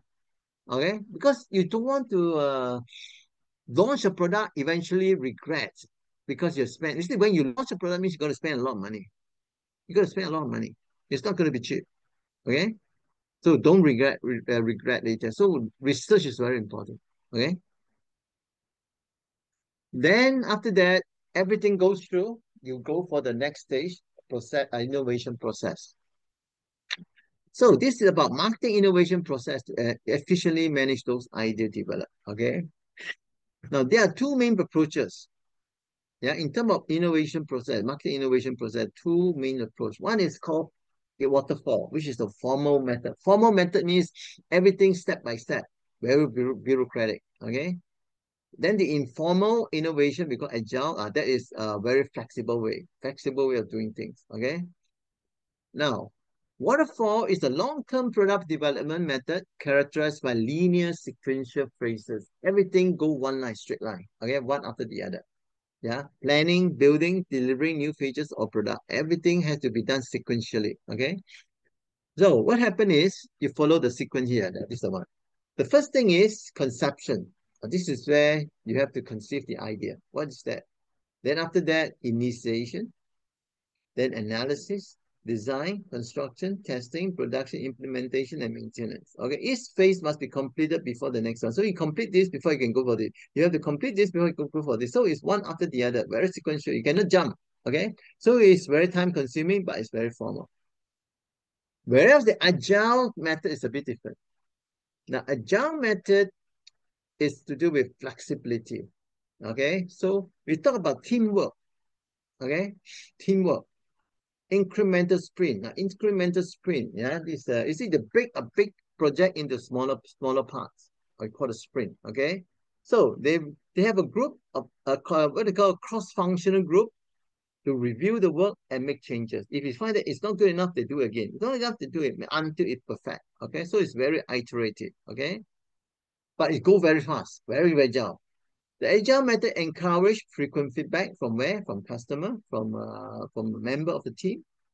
So the main thing here is the ability to switch focus and priority quickly, in contrast with the more traditional sequence-based waterfall method. So we are talking about one is very rigid, the other one is very flexible. Okay, so teams split out long-term plan into discrete phases for execution. It means small division, yeah, smaller division, small part, break into smaller part and focus on the small part. You finish one part, then go to the other part and so forth. Okay, very fast, very, very agile. Now, so how do we do it? So the first thing is you start with the idea that marketing innovation needs a high level of resources. Now, it's not an idea actually, it's a fact. It's a fact. Okay. If you want to do this, you need to have money, you need to have the right people and time. Okay. So need safeguard to avoid unnecessary risk, because you see, when you talk about doing things in the business world, it's always involve money. So we don't want to waste unnecessary money. That's why we need to avoid unnecessary risk. Okay? Not to threaten the business or waste resources. You see, you don't want to threaten the business or waste resources. Yeah. Then try and test procedure to be in place. Now, this is tested. Yeah, tested. Try. These are past tense, past tense. Already tried and tested procedure to be in place to ensure all internal guidelines are met. Now, what are the internal guidelines? Like quality standard. That means the quality control is very strict. Expected ROI, return on investment. Okay. Now, in business, we always talk about, you see, you don't do things for fun. Everything we do in business is about investment. So we always talk about ROI. Nobody will invest in anything without mentioning ROI. They always say, hey, how long? Give me an idea. How long can I get my return? This is ROI. Yeah. Recoup. Yeah. Apply the waterfall approach by following a series of logical sequences steps to deliver a specific end goal. Now, if you go for the formal method, you apply waterfall. It's very sequential, step after step. Okay, you cannot go into a further step without satisfying the earlier step. That's waterfall. Now, this is a very good example about the process, formal process. Now, formal process, it means the waterfall. Now, it started off with a lot of ideas. Yeah, a lot of ideas. This is the idea generation part. A lot of ideas. Now, you have to go through this, approve. Yeah, approve. If it's not approved here, you cannot go here. If it's approved here, you go to the next one. Idea screening. Highest potential idea. You want the highest one. Okay, though the cost is there, you see, it involves a lot of money. Okay, so you see from here, it reduced to here now. Approve, now approve again. If not approved, you cannot go here. Very sequential. Then the next stage is business case.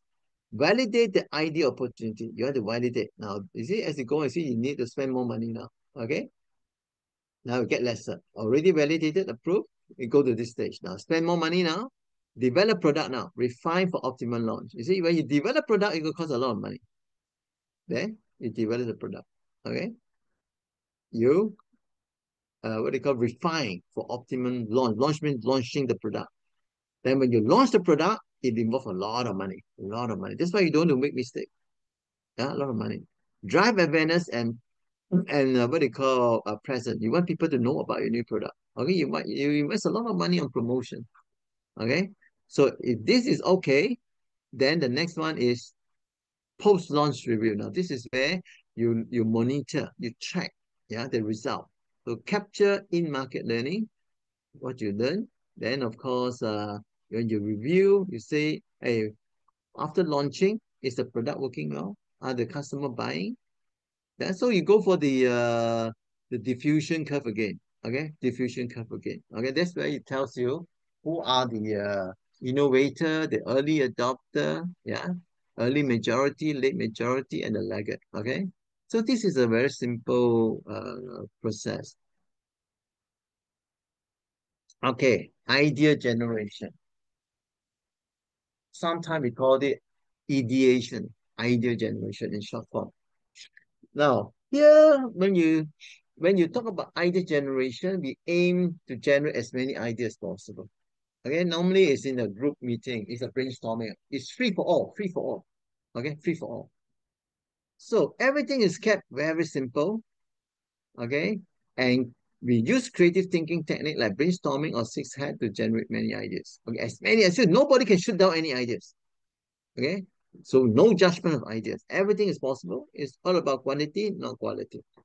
And you don't laugh at people when they give and you find it's a ridiculous idea. Okay, because it may work later on. Okay, just let it free flow. Everything free flow. That's how you generate idea. Then after generating idea, you got to screen the idea now. Screen the idea. So you flesh out the detail of the idea. Okay. Ask the originator of the idea. Now, who proposed the idea? Ask that person. That's the original idea. To apply more thoughts to the concept. Because now you're trying to go into more detail about the idea. But of course, not to go too detailed just yet. Okay. So is to make it clear, yeah, why the business should pursue this idea by adding a few sentences against each of the criteria. Very important. Then you don't need a high level of evidence or proof because it's still under discussion. You don't need to have a lot of evidence and proof. Articulate the idea in more detail than an idea generation to enable comparisons to be made against each other. So because you're trying to get the best one out, so you have to come up a bit more ideas, but not very detailed, and just go for comparison purposes. And based on the comparison, you'll be able to choose the best one, okay? Able to see the project with the highest potential, and some ideas will get rejected. Remember that? Okay, not all idea will be approved or accepted. Some will be rejected. Only the best will be accepted. Okay. Now, this is a simple diagram showing you the idea generation to idea screening. Okay. Idea title. Give the idea a name that is easily recognizable and easy to remember. Then after that, idea in a tweet. Summarize the idea in a few short sentences. Then you have business fit. How does the idea fit the brand vision and identity or growth objective? Then after that, you go to the next stage, consumer insight. What need or benefit of the target audience will be met? It's about target audience means the consumer, yeah. Then after that, you look at the competitor now. Who will be the top 2-3 competitors for this idea? Then you go for key product service requirement, packaging, ingredients, staff, occasion. You look at all this area. Then you have the key enabler, machinery, technical expertise, IT software, patent. Without this, you cannot do anything. Yeah. Then the key, obstacles or barrier, financing, regulation, expertise, level, competitor. These are all obstacles. Do you have the finance to do it? Are there regulations that may hinder what you're doing? Do you have the expertise? What about the competitor? Are there many in the market? Then when are you launching? The timing, month, year, and so forth. Now, these are just a guide, yeah, to help you understand how you're going to conduct idea generation and idea screening, yeah. Then business case. Now remember, we are going through this, yeah. Remember this one. Idea generation, now the business case. Then after this one, okay, now we are at business case. Okay. Define key decision. Okay. Like the target audience and the fit to the brand identity. Because now we're talking about business. Okay. Who are these customers? How does this fit to the brand identity? Then you got to test the validity and likely success of the idea. Very important. Why? Because it involves a lot of money. Okay. Okay. Then you got to set expectation on how the idea will perform against competitors. Then explore the insight and the appeal to the target audience. Then you got to test the idea with customer. You see why you want to test the idea with customer? Because they are the one who will eventually buy your product or support your product. Why you want to do that? Because you want to refine the idea and build confidence. All this while you are the one doing it, but now you want to refine it with your customer. Okay? At the end of the day, you must make sure the customer will like it. Then define the plan marketing mix. Because you're going to market it. You launch it, you're going to market it, so you need marketing mix. You already studied marketing mix, you know what it is, okay? Then include details on the finances, very important. Profit and loss forecast for the first 2 to 5 years. You need to do projection. Additional costs like new machinery, extra staff, R&D costs, or additional marketing spending. So in the business case, these are the things you need to consider, especially the bottom one, the marketing mix and the finances. Okay, those are very important. Now, this is a simple diagram to show you how it's being done. Innovation screening, the business case. So we look at business case. Idea name, give the idea a name so that it can easily be recognizable and easy to remember. Then idea in a tweet, summarize the idea in a few short sentences. The same thing, implementation. How would your idea be executed, you're asked. Give more detail about target audience. Who are they? Brand fit, distribution, channel, and business model. Then competitiveness. What is new or innovative about the idea that makes it stand out from the? You see, this is very important. When you come up with new ideas that will be converted to a new product, you're gonna ask, hey, why is so great about this idea? Yeah? What makes it stand out compared to competitor? That's the thing you want. If you can stand out, that means you have a chance to succeed. Yeah. Appeal.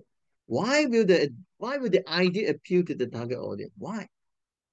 You see, it's not appealing to you. It must be appealing to the customer, the target audience. Then financial return.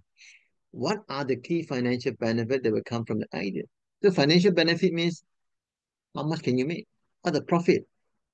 Evidence. What evidence do you have to support your idea? See, you have a lot of things to say, but what evidence? You're going to tell people why? What evidence? Why do you say this and that? Okay. That is business case. Now, develop product to launch. Take the project to launch the business case is approved. Very important. See, step by step. It's very formal. It's not approved, you don't go further. Plan usually work at 2 levels. High-level launch plan, which summarize the key point of the 2 business case and what else need to be done. And the other one is the marketing plan for the new product. Now, marketing plan means we're talking about marketing mix. Okay? So the plan needs to build confidence that everything is in place and ready to go. Now, this is the launch plan. Executive summary. A 1-page summary of key facts relating to the project. Then you have the launch, what they call those KPI, goals and KPI. What are the project aims to deliver and how it will be measured? You see, it's very important in business. We always talk about KPI and the return. Okay, the goal is how it's going to be met. Then financial summary, profit and loss for at least 2 years and summary of all investment. Positioning, define the target, frame of reference, and point of reference. The benefit, reason why, and reason to believe. Then the marketing mix summary. Product, price, place, promotion. So key components of the product that include packaging, ingredient, design, staff, location, or any other relevant detail. Then the price is about the regular and promotional price plan. Then what about your competitor price positioning? You have to know that as well. Then the place is the channel and customer plan detail. Then you have the promotion and communication plan. Then the competitor plan. What reaction is expected from competitor? How will it be addressed? So in other words, you have to know not only your side, you have to also know your competitor. Then the risk metric. What risk can be expected and how will they be managed? Now, whatever we're doing in business, the risk is always there. So the only solution is to mitigate the risk by having a risk management plan. Then activity calendar including spend. Full list of activities by week. Month until the post-launch. Now, is it post-launch? After the launch review. You have to see whether it's working or not. Yeah. Post-launch plan include any activity that will happen after the launch. Then post-launch review, set a date and expectation of what will be included to a review. So in other words, these are all the guide, yeah, step-by-step guide, yeah, for launch plan. Launch and post-launch review after you have launched and who manages the product after this launch? What resources are needed? Now, resources means we talk about money, time, and people. How to track and measure performance? You need to track and measure performance because you want to know whether it's successful or not. And that's how you track your ROI. Then how to manage competitor reaction and challenges from retail customers. This is very important because when you launch something, your competitor will definitely react. Yeah. Then contingency plan is very important. A contingency plan means a standby plan. Yeah, means it's a standby plan for different scenario in case of launch does not go as planned. Just in case something happens which is not favorable to the company. So you need to have a contingency plan, some plan to fall back, yeah, to help you solve the problem. Now, innovative marketing for strategic advantage. I have a very short video clip here. Now, what I'll do here is we have a break for 15 minutes. Yeah, 15 minutes. Then after the break, we're going to watch this video. Okay, now it's my clock here is 4:05. So we continue 1, 2, 3. We continue at 4:20. Yeah, 4:20. We continue at 4:20. We have a short break now. Hello, we have a short break now. Is it okay? Okay. Okay, sir. Yes, okay. As I said before the break, I'm going to show you a video clip. Yeah, now this is the video clip I was talking about. Can you all see the screen? There's a Graduate School of Business. Yes, Can you yes. see it? Yes. Okay, Yes, sir. I want you to stop for a second and think about when I say customer experience for you, what does that mean? If you're anything like the students that I normally see in class, what you think about your customer experience is literally the time in which the customers interact with whatever service person you have in your organization. That's the kind of answer that I typically get when people think about customer experience. But then what I do is I ask people, talk to me about your last vacation. And I want you to spend a minute and think about your last vacation. Describe to yourself or sort of recreate in your mind what that experience was like. But when I ask them about their experience as going on vacation, they talk about planning the vacation, anticipating the vacation, what they do when they go on vacation, and then the memories that they have from vacation. The customer experience is not simply the very narrow interaction with your product. It also includes a before and an after. And those befores and afters are critical to how people understand your product and for your likelihood of achieving the holy grail, which is word of mouth. So in psychology, we talk about 3 sources of utility. Utility is kind of like a measure of psychological well-being. More utility is something better. Anticipated utility. How much utility will I get? Okay, I think about buying a car. My experience with the car is not just driving the car, but it's also thinking about which car to buy, getting excited about that car. Experience utility. How much utility or how much well-being am I experiencing from the actual use of the product itself? Okay, and this is typically when people think about a customer experience, they really focus on the experience utility component. Retrospective utility, what do I remember this to be like? And the memory is extremely important because the memory is what's going to determine your word of mouth. All three of those need to be managed to create a really truly winning customer experience. Experiences aren't flat, right? You don't sort of experience the same thing at all times. You have a moment of delight, you have a moment of despair, you have a moment of meh. The way memory works is in terms of snapshots. I remember moments in that experience. And why is that so critical? Because it tells you that what you need to manage is not the film, but it's specific kind of moments. Understand how consumers experience and rewire your approach to marketing. Learn more about innovative marketing for strategic advantage.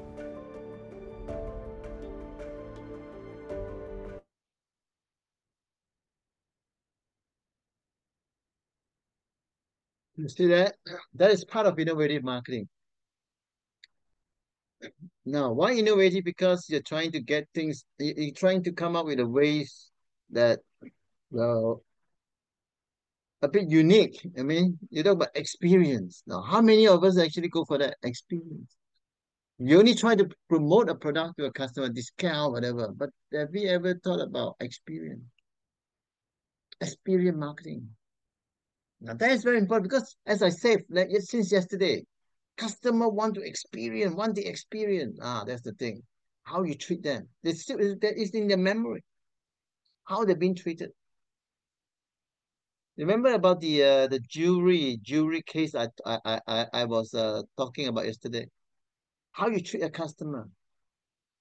You make the customer feel like a queen. I mean the women. I was talking about women yesterday. A rich woman.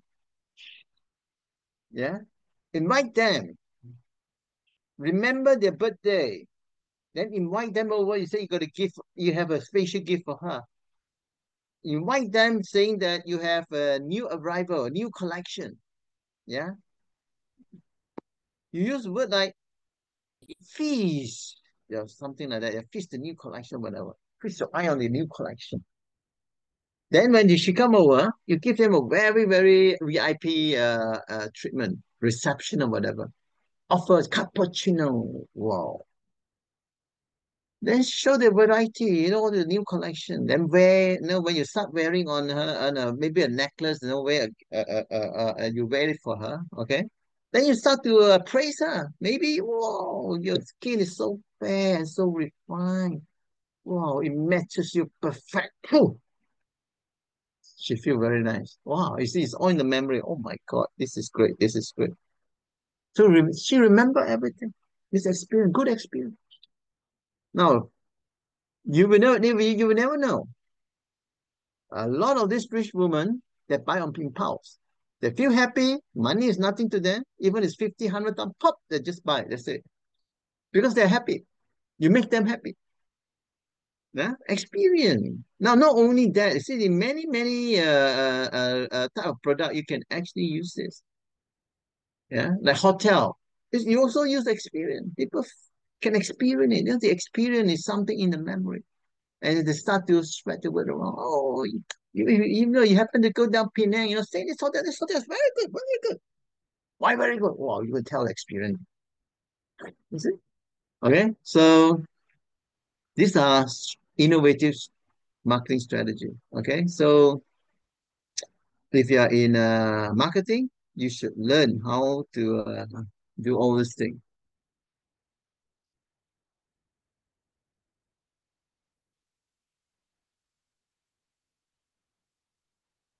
Hmm? Okay. Okay, we finished that. Innovative marketing for strategy advantage. Okay, let's go for the agile. We finished the formal innovation process. Remember, these are innovation process. Okay, innovation process. Okay, then it's informal. One is formal. Yeah, but it's only part of the whole innovative marketing process. Okay. Now, informal innovation process. What we call agile. Agile means very flexible. Yeah.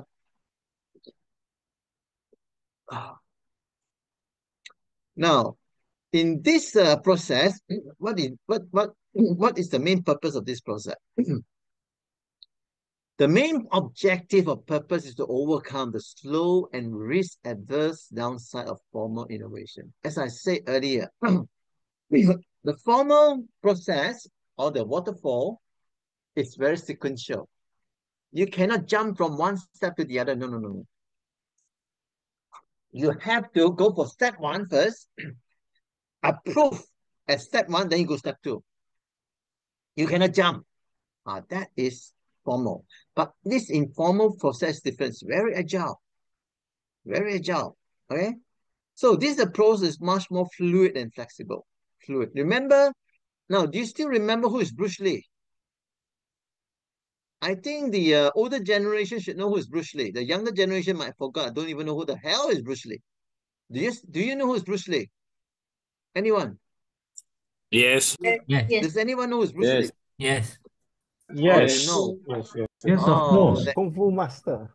Oh, that means you're not that young. Kung Fu Master, yes. Okay. Kung Fu You're not that Master. young, He's okay? famous.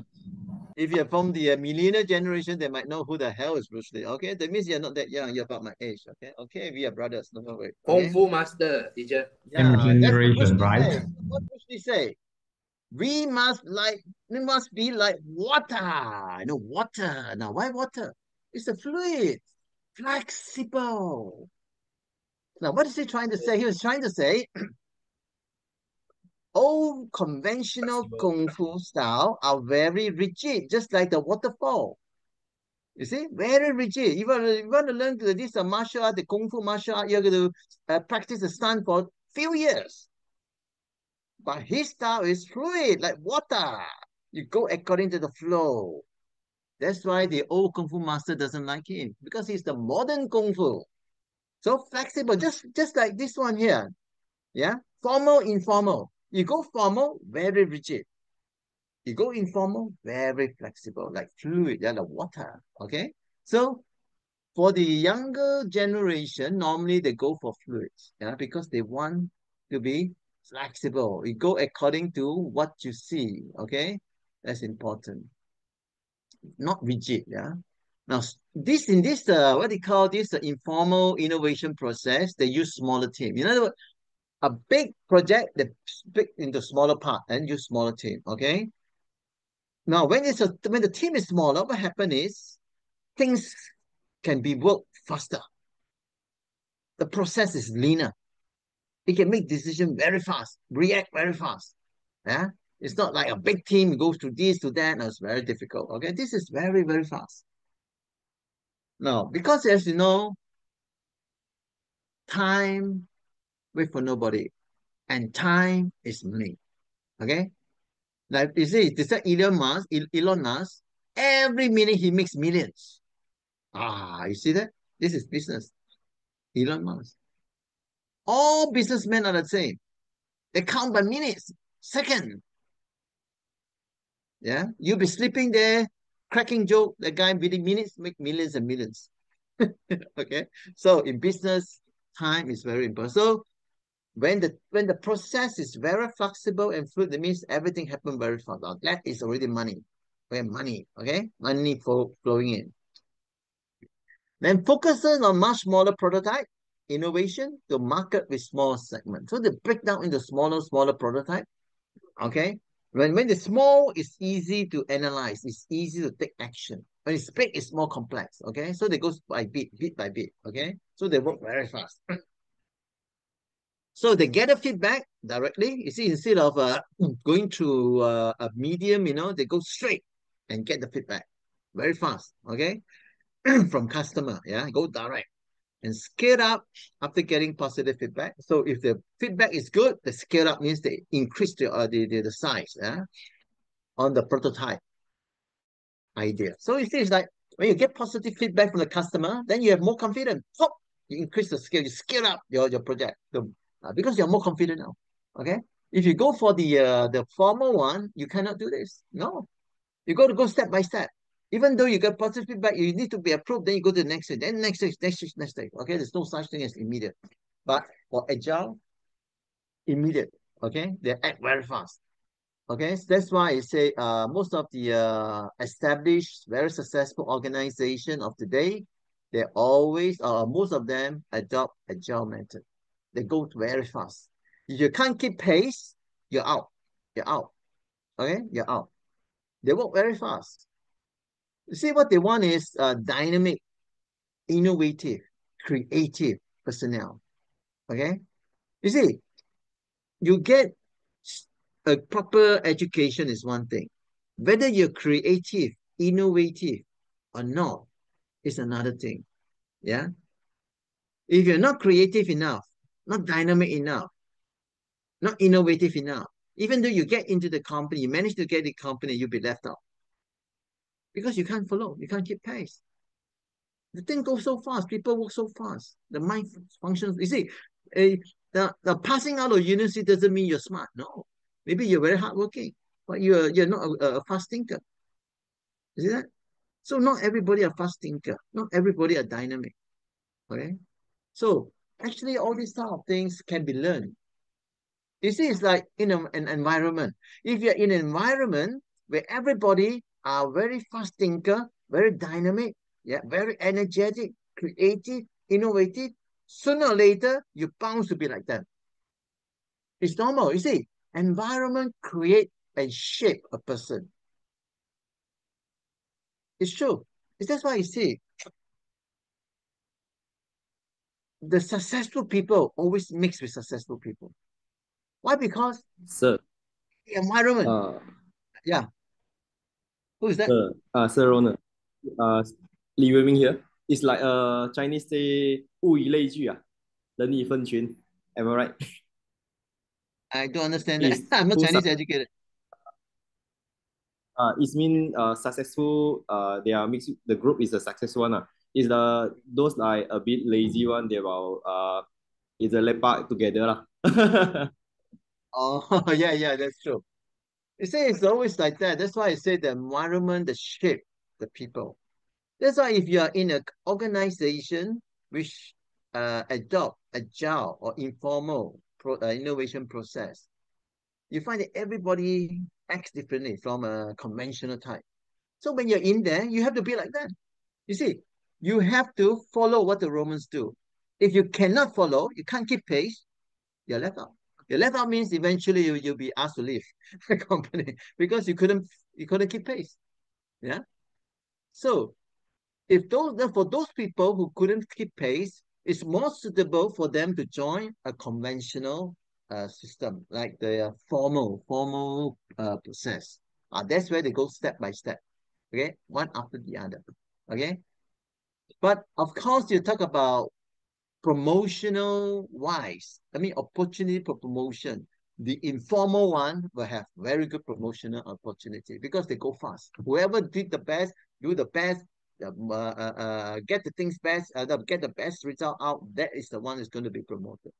There's no such thing as if you go to this stage, that stage, that stage, that stage, no such thing. Okay, so it depends on what company you're in. Yeah, what sort of process they're adopting. But anyway, there are two types: informal and formal. Okay. Now, informal innovation process continue here. Yeah. Process define clear roles. Yeah, very clear roles. You don't know they're dynamic. They do things very fast, but they know what they're doing. They have very clear roles. Yeah, it's not that they simply do what they want. No. Although it looks as if everybody are so fast, but they know what they're doing. Okay, they have a role. Now, they must be a product owner. Now, product owner means the owner of the idea. Okay, decider on the idea. Okay, then the leader of the project team, they must be a leader. It's a small team, then must be a leader. If there's no leader in the team will be very chaotic. Nobody is going to take responsibility. Nobody will be held accountable for whatever outcome. So you need to have a leader to lead the team. Okay. Then there'll be subject matter expert on the team. Why subject matter? Because these are the people who have technical knowledge, who can advise. You see, it's not like you can do whatever you like. No. They are expert there to guide, to make sure everything is done smoothly. Okay, so it's not like because they are free, they have a lot of freedom to do things, doesn't mean they don't follow a certain guide. No, no, no, no, no. They have a lot of things in place to make sure that everything goes well. Yeah. Then the idea of for this methodology came from the large scale IT project. Okay, large scale. No, because IT project is huge, so they break into smaller parts. Okay, where large IT project often got bogged down in internal decision making. So a lot of people are involved. So what happened is they come up with the agile methodology where it go faster with shorter bursts of activity on smaller part of a big idea. So they break down into smaller parts. Easier to do things, easier to make decisions. So team are empowered to make faster marketing decisions because it's small team, and the innovation idea progresses in short manageable bursts. So it's easier to make decisions and to progress further instead of going step by step. Oh, step 1 has to approve, step 2 approve, step 3 approve before you go to the next step. No, this is not, okay? So you get things done faster, and it's very, very beneficial for company that needs to compete in the market. Now, often what they call the team build what they call prototype to test with customer. Why prototype? Now, prototype means a product which is not in the market yet. It's still under testing. So they will ask the customer, okay? And with the feedback from the customer, the idea of product is then refined. You see, when you come up with a prototype, it's a fully developed prototype, but you don't know whether the customer really wants it or not. So you ask the customer, get their feedback. Then from the feedback, you start to refine the product. Now, refine the product in the sense that the end product is what the customer wants. That's the customer wants. Okay? So, because you know what, business, as I said many times, it involves money. So you don't make silly mistake. You make silly mistake when the product is out there and not refined enough, nobody will want it, or very, very few people will buy it. That's where you burn a hole in the pocket.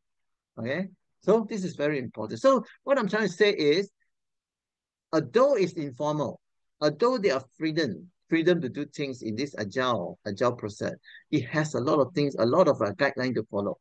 And they don't simply do things as they like. No. At the end of the day, they still need the approval of the customer before they launch the product. But it's just that it's faster. That's all. It's faster.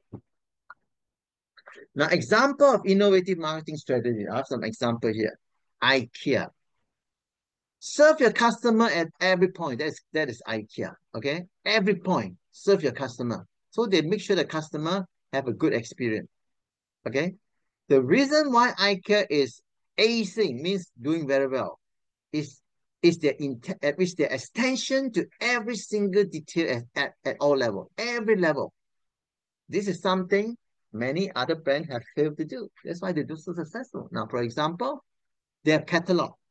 Now, they don't only have catalog, they have apps, catalog apps, which allow users to have complete access to the company's inventory, and also include the spatial features where customers could actually see how their selected item will look on their premises. Remember I showed you the AR apps yesterday? Yeah. So they're not only having catalog apps, they also have an AR apps. You don't have to go to IKEA. You don't have to go to IKEA to look at the physical product. They have an app. The augmented reality apps. So you use that and fit into your house, your apartment, or your condo and see whether you like it or not. If you like it, then you purchase. Either go to the physical shop or purchase online. You see? So it makes things so innovative. I have a student in your class to say they've tried these AR apps on the jewelry business. I think that's a good idea. So it makes it so convenient. It's a very innovative to market your jewelry. New collection comes in. Instead of asking your customer, your VIP customer to come over, you make it, you serve them at their home. You don't have to go there. Yeah, just ask them, introduce an apps. They just download the apps, then click on the new collection, and look at the thing and see whether it fits into them. Wow, it looks so beautiful. So If they feel it's okay, they either buy online and they can actually come over to your shop and try the physical product. So up to them. So alternative. So in other words, this is what they call innovative. Innovative of marketing a product. Okay, very good. Well, of course, getting an app is not that easy. Yeah, you need to spend a bit of money. It's always an initial investment, but of course, the payback, the return is very, very great. Okay, I don't, I don't know whether there's any. I don't think there's any jewelry chain or shops in Malaysia having this sort of thing. This AR apps for the customer. I don't think so. Maybe yes, maybe no. I don't know. Okay. It's a very good start actually. Then they also have a kids area. Kids get 60 minutes of totally free babysitting at IKEA store. So if you are a married woman, you have a baby or whatever, yeah, you have babysitting area. Okay, to make sure you are comfortable when you're shopping in IKEA. Then customer can enjoy Swedish cuisine. You see, when you go to IKEA, what happens is after going through all the product, there's an arrow, yeah, to show you the road to go, the road. So you follow that. At the end, you see a big restaurant, a Swedish restaurant, serve Swedish cuisine. Yeah, you can enjoy your lunch there or your dinner there. Yeah, it's not very expensive, but I would say it's not very cheap too. Yeah, it's an average. The price are average. Yeah, you spend a meal, you spend at least 15 to 20 or 20 plus to 30 ringgit. Yeah, that's for sure. Okay, so it's just like you're walking into an air-conditioned restaurant, the same thing. Yeah, let's say you go to a Oriental Kopitiam, yeah, or so many. Okay, just like that. The price around that price. Yeah, it's the big one. Okay, so you can enjoy the Swedish cuisine. Okay, so in other words, you not only shop for suitable furniture, but you also enjoy Swedish cuisine, okay, at reasonable price or affordable price. That helps its customer to sell this now. Or they also have a second-hand furniture area, okay? Helps its customer to sell the second-hand furniture, although it does not directly generate income for the company. The reward comes in the form of customer happiness. It's customer happiness. Now, not only customer happiness, it's also customer experience. You see, when they walk into there, they have all these sort of things, they're also very happy. They're very happy. Remember, I told you when I first walked into a IKEA showroom, I was actually a bit confused. Are they selling furniture or are they selling concept? Because you see the furniture there, it's not like a furniture shop. It's not like a normal furniture shop. They have a lot of concept, apartment concept. What do you do? How do you decorate your apartment? They even have a 50 square meter apartment, 100 square meter apartment. 100 square meter means 1,000 square feet, yeah? And the bigger one, then how do you decorate? How do you put your furniture at the right place? Oh, they have all those things there. So it looks like they are selling a show house or whatever. No, they're not selling show. They're selling furniture. They give you ideas how to decorate your house, how to furnish your house or your apartment or your condo. Yeah. So you see this sort of thing, you copy the concept, take picture, whatever, or you take out your handphone and record your video clip, whatever. Then you go back and have a look at it and start to consider. Then you consider buying from them. Okay, they're very smart. Now, I have a very simple, a short video clip here, which I'm going to show you now, just to open up your horizon, yeah, did I stop? What happened? It got stuck. How did it get stuck?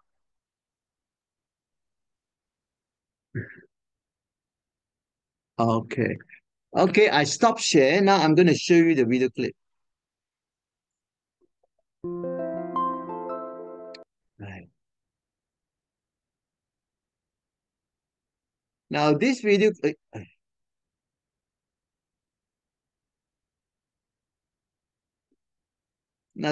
clip is about IKEA.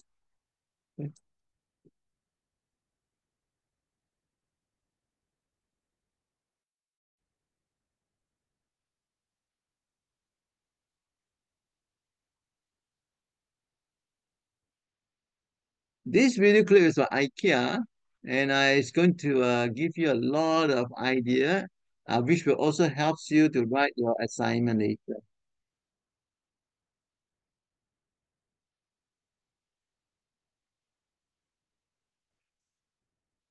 Okay, I'm going to show you now. I got it. Okay, be patient. Okay, let's start. Can you see the screen? I'm sure you can. Okay, and gone to the store. But you quickly start buying things that you didn't plan on. After all, fresh produce would be nice. And these look good. Half off? Why not? Wait. Why is it so hard to stick to a shopping list?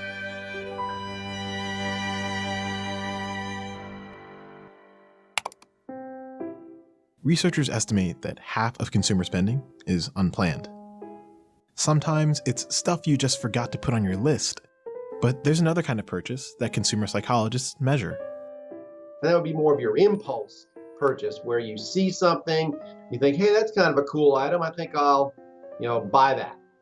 The architecture of a store can impact consumer satisfaction, which in turn might spur impulse buys. In the 20th century, the architect Victor Gruen used light and space to dramatically stage goods in storefront windows. His designs tried to capture the attention of passers-by and convert them into customers. Today, people refer to this as the Gruen effect. It happens when a store takes you from shopping for a specific item to shopping for shopping's sake. It's about the mindset and the environment that they try to create. Well, does this sound familiar? Think about your last trip to an IKEA. They have the restaurant with the Swedish meatballs and all this stuff. And that's not a coincidence. I mean, you're trying to build excitement, because when people are excited and aroused, they're more likely to buy.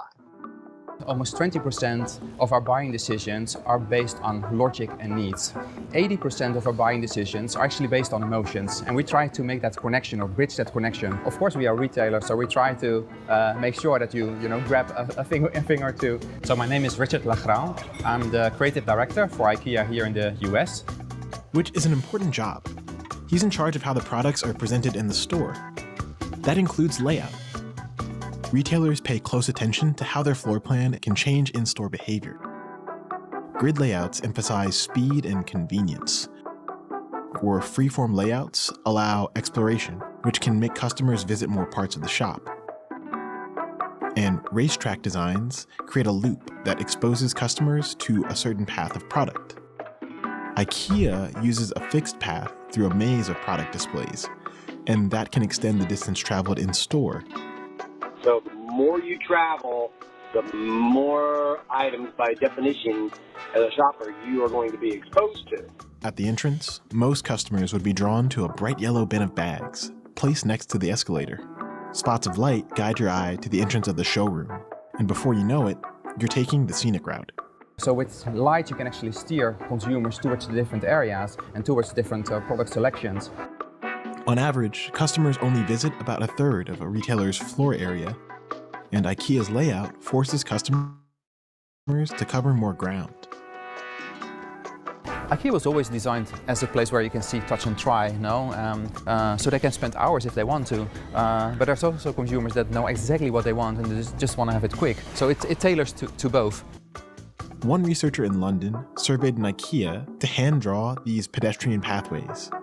This heat map of the showroom was generated using her data. It looks like the path guides are working. Where Victor Gruen simply used a hunch to invent window shopping, virtually any store from IKEA to your local grocery has a trove of big data at their fingertips. We used technology to measure actually the flow of consumers and where they're interested in and in which areas they are intend to go. And that works all based on beacon technologies. Which means retailers like IKEA will only get better at nudging you to spend time in more parts of the store. So, compulsive shoppers, the next time you go to the store, consider taking the shortcut. Or at least, don't forget what you came here for. Because it probably wasn't plants and a plate of meatballs. You do you, though. Hi there, thanks for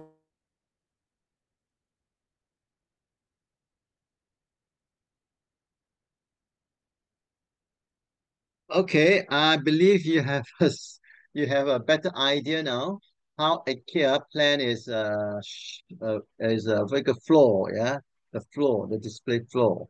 You make sure you go from one end to the other. Follow the track. You follow the track. Actually, follow the track. As you go along, you see a lot of things. You make sure you go through all that.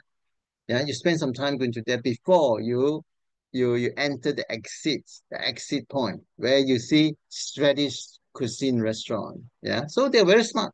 They're very smart. Okay.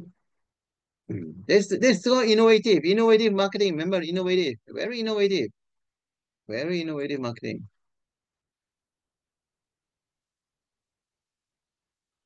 Okay, let's continue.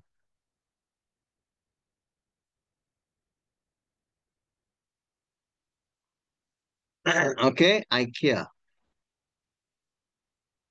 Okay. Okay. What the heck? Okay. L'Oreal. Example of innovative marketing strategy. L'Oreal, real-time pre-purchase experience. Now, I've already showed you this earlier, yesterday actually, about the apps. About the apps, yeah? Now, let me see. Every successful brand knows that it is pretty difficult to impress. So, Generation Z, yeah? Generation Z, the American call Generation Z. And L'Oreal quickly recognized that apart from sample product and makeup counter or stand, so a pre-purchase experience. And before you purchase, you download the apps. We call the L'Oreal Genius app. I already showed you yesterday. Then from there, you can just touch screen, touch the product you want, pop, the product goes to your face. Okay, whether it's lipstick or whatever. Okay, so that is a very good things to go for. Yeah, very good. And of course, I have some here which I think it's the same as the one that I showed you yesterday. Let me try this and see whether it's the same. Give you an idea. Let me try one, yeah, see whether it's the same.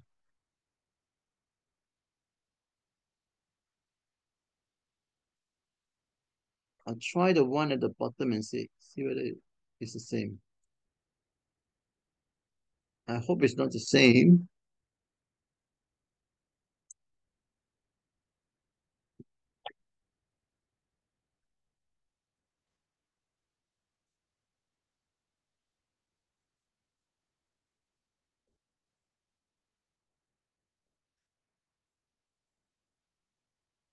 Okay, let me share with you. I hope it's not the same.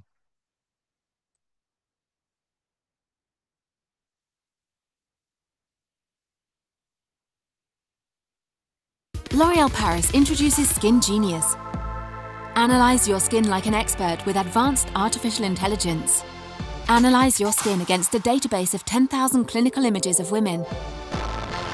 With my ingeniously selected images, I know showing signs of aging is hideous. Analyze your skin today with our ambiguous comparisons. Upon our analysis, we suggest you should not get old. This is awesome. Skincare just got more questionable. There you see another one, another genius, yeah. They analyze the skin. Fantastic. Yeah, instead of going for the actual one, they can use the apps to analyze the skin, which is very good. So another is those like Renovation company they are using for the Nippon Paint app. They are can selection for the color before they are painting. Oh, that's very good. ICR, Oh, that's very good. even though you don't have to purchase first, but you use the apps to try it out. Am I right?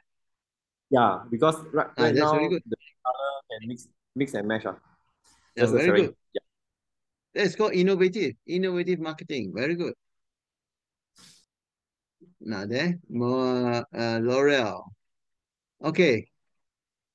Netflix is another company that are very famous for their innovative marketing strategy. Okay. Now, Netflix leave no movie or TV show unturned. Okay. The company has become household name in most part of the world.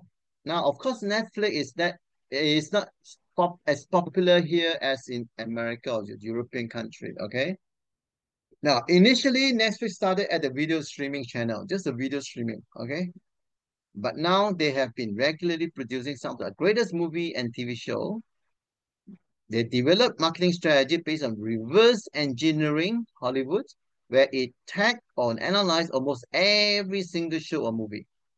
Okay, they have unprecedented collection of data. There's so much data in them about the Hollywood industry that form the foundation of the production, content, and the marketing strategy. So what they do is they have a keen eye on emerging trends. See, emerging trend means new trend. New trend in today's world is about technology. Okay, it's always connected to technology and know how to market directly to the customer to satisfy their need. So what they're doing now is they use digital. They use a lot of all those new technology. Okay, so this is an example of being innovative. Yeah? Don't get left out. Yeah, always try to follow what is happening. Oh yeah, I also have a video here. Let me show you, yeah, so that you have an idea. So what is so great about Netflix?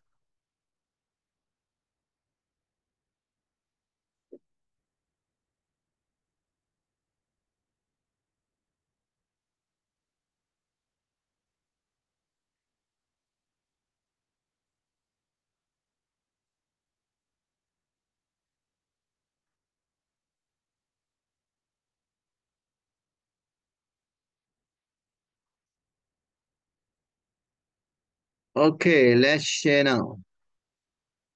Netflix.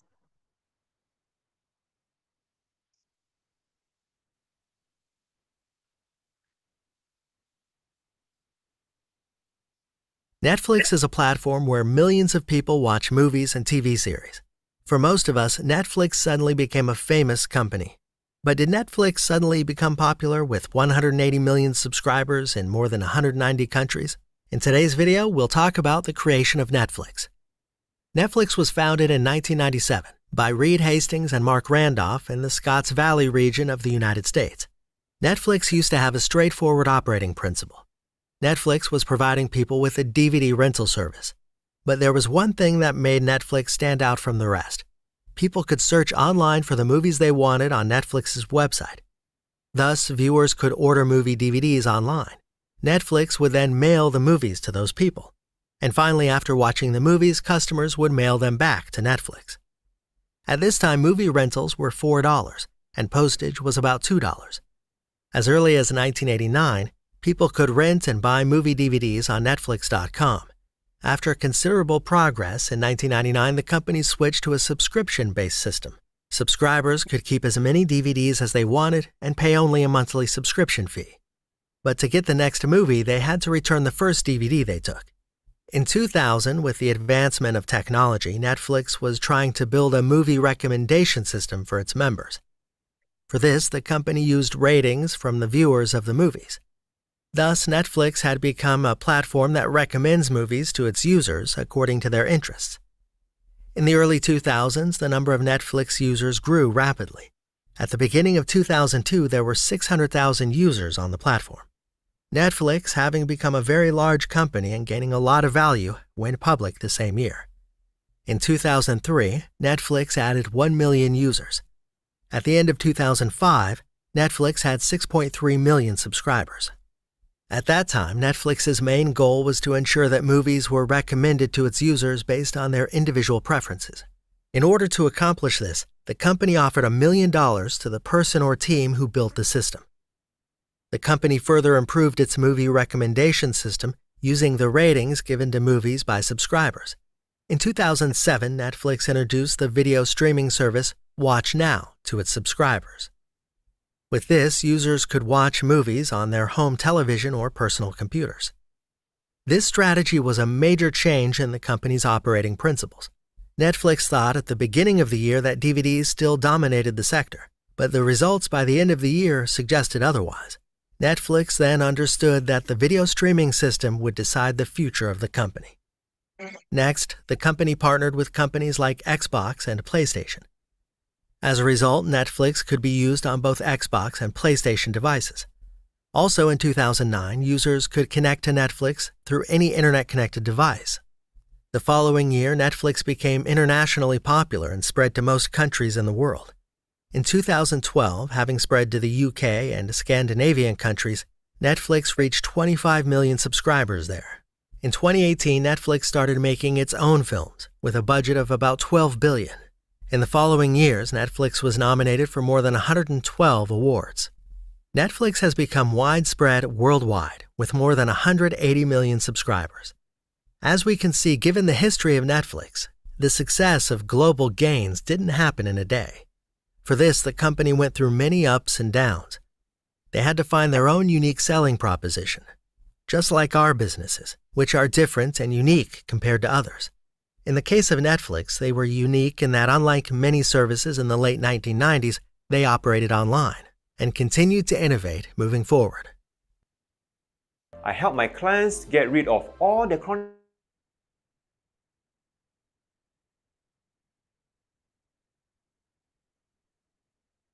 Okay, from there you can see how innovative Netflix is. Okay, so nothing happen overnight, or whatever it is, they follow the trend, especially the technological trend, and they capitalize on the technology to make them stand out from the competitor. Now that's the thing. Innovative, it is innovation, right?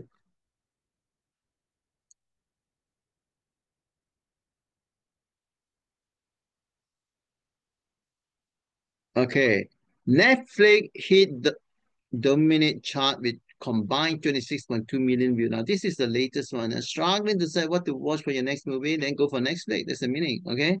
So we have done Netflix. Let's go a bit further. Now, the next thing we look at is the influencer marketing. Now, it's a big thing today. Influencer marketing is a big thing. Everybody is talking about influencer. It's a big deal. So what is influencer marketing? Now, influencer marketing is a hybrid of old and new marketing tools. Yeah. It takes the idea of celebrity endorsement and places it into a modern-day content-driven marketing campaign. Now, in other words, influencer marketing has been around for a long time because in the old days, they used the celebrity, those famous film stars, to endorse the product because they believe the famous film star has a lot of followers, a lot of fans, so they can easily influence the fan to support the product. That's the meaning. So in other words, influencer marketing has been around for a long time. Okay. So the main differentiator in the case of influencer marketing is that result of the campaign are collaboration between brand and influencer. So what the celebrity do is they sign a contract with the company to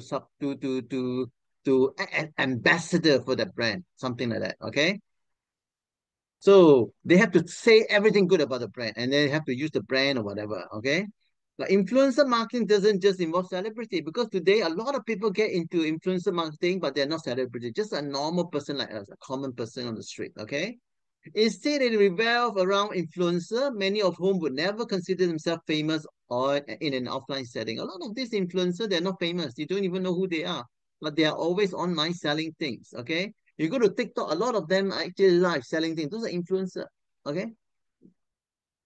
Now, an influencer is defined as being someone who has the power, power to affect the purchasing, right? To affect the purchasing decision of others because of his or her authority, knowledge, position, or relationship with her audience. So they have their own audience. People trust these people. They believe in these people. That's why they're influencer.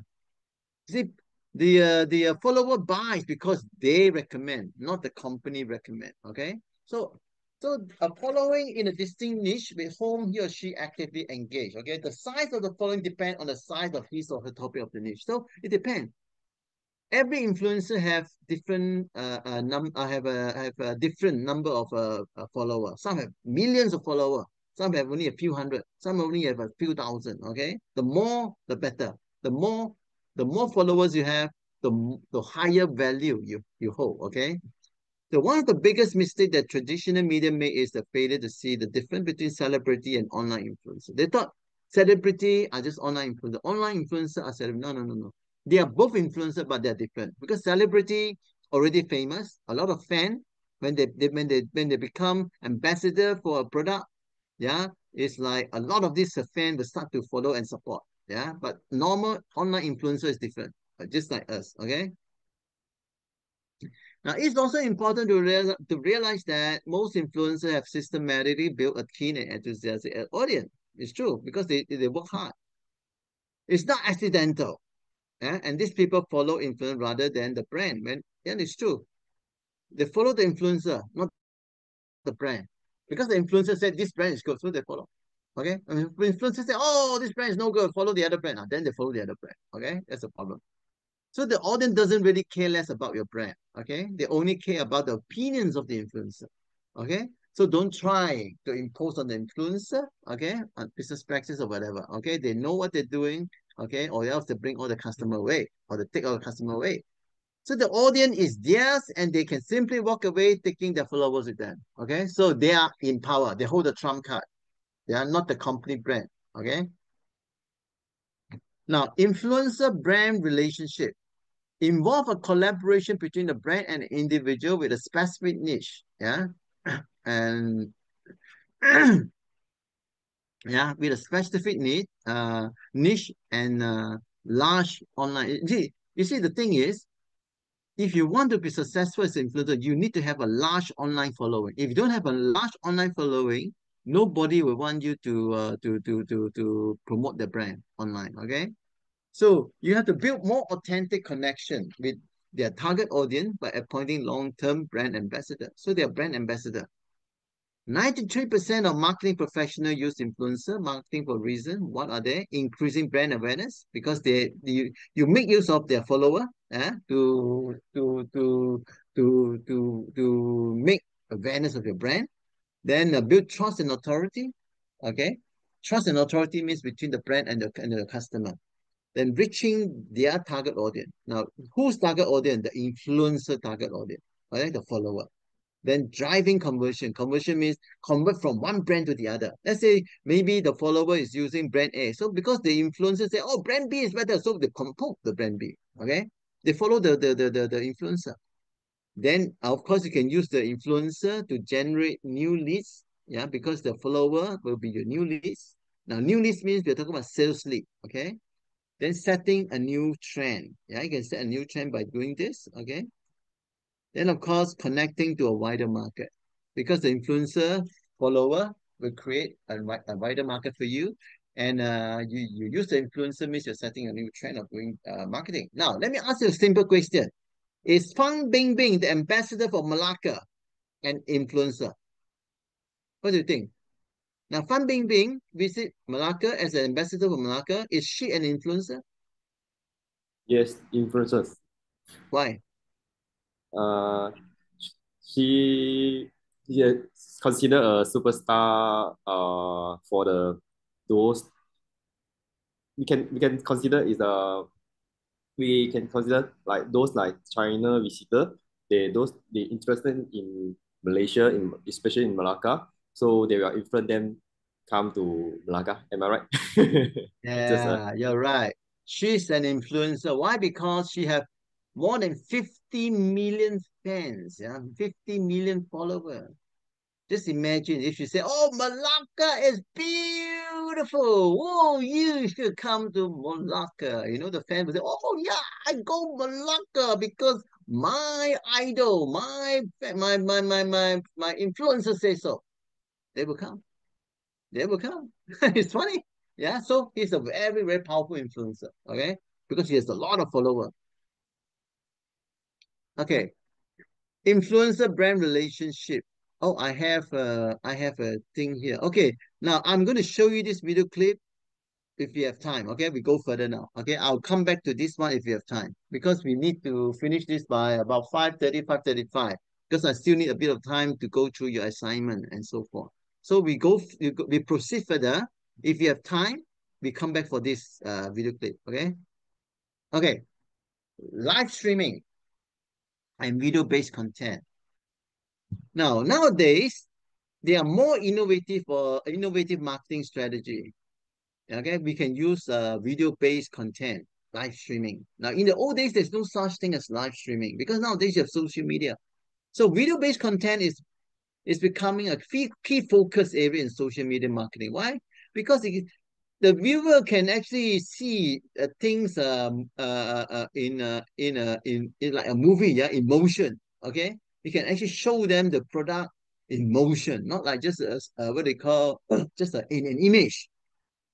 Okay, and the viewer will attract the viewer for a longer time because you're going to show things like, you can even show the spatial effect. But of course, video-based content sometimes is misleading because you see there are a lot of graphic modification. You can actually use graphic tools to modify a lot of things and make it like real. It's so genuine looking. But actually, the product doesn't deliver such effect. Okay. Now, one example is the TikTok. They actually broadcast this what they call short video clip about product. This what they call car coating product. They just wipe it once, it become like brand new, shining or whatever. But if you bought the product, you find that it's complete nonsense. There's no such thing. Okay. So this is something about video-based content. It can be misleading at times, yeah. But it's very effective. From TikTok to Instagram Reels, Reel means the film, yeah, short video film, okay, video clip. Marketers are using bite-sized video to drive engagement and increase brand awareness among millennial and the Generation Z, yeah. They grew up with this sort of toys. They call toys, that's social media, okay? They grew up with it. So they're always engaged with this sort of thing the whole day, okay? They will die without this. Live streaming is also proving to be an effective marketing trend. Consumers spend about 548 billion hours streaming through mobile devices. Now, when paired with influencer marketing, live streaming allows potential customers to engage with influencers familiar with the product, talk about the product, and make the purchase all while watching the stream. It's true. Because with this social media thing, you can actually interact with the influencer. Yeah, there's now there are so many ways to use this video-based content today. Yeah, many ways. Now there are a lot of this is very popular in China. They will actually go to America, especially to this big retail chain called Costco. It's a wholesale chain actually, Costco, and they start to video stream with the Chinese customer. Because they'll introduce the product to them, then the price, whatever, and see which one they want. They buy on their behalf and send to them.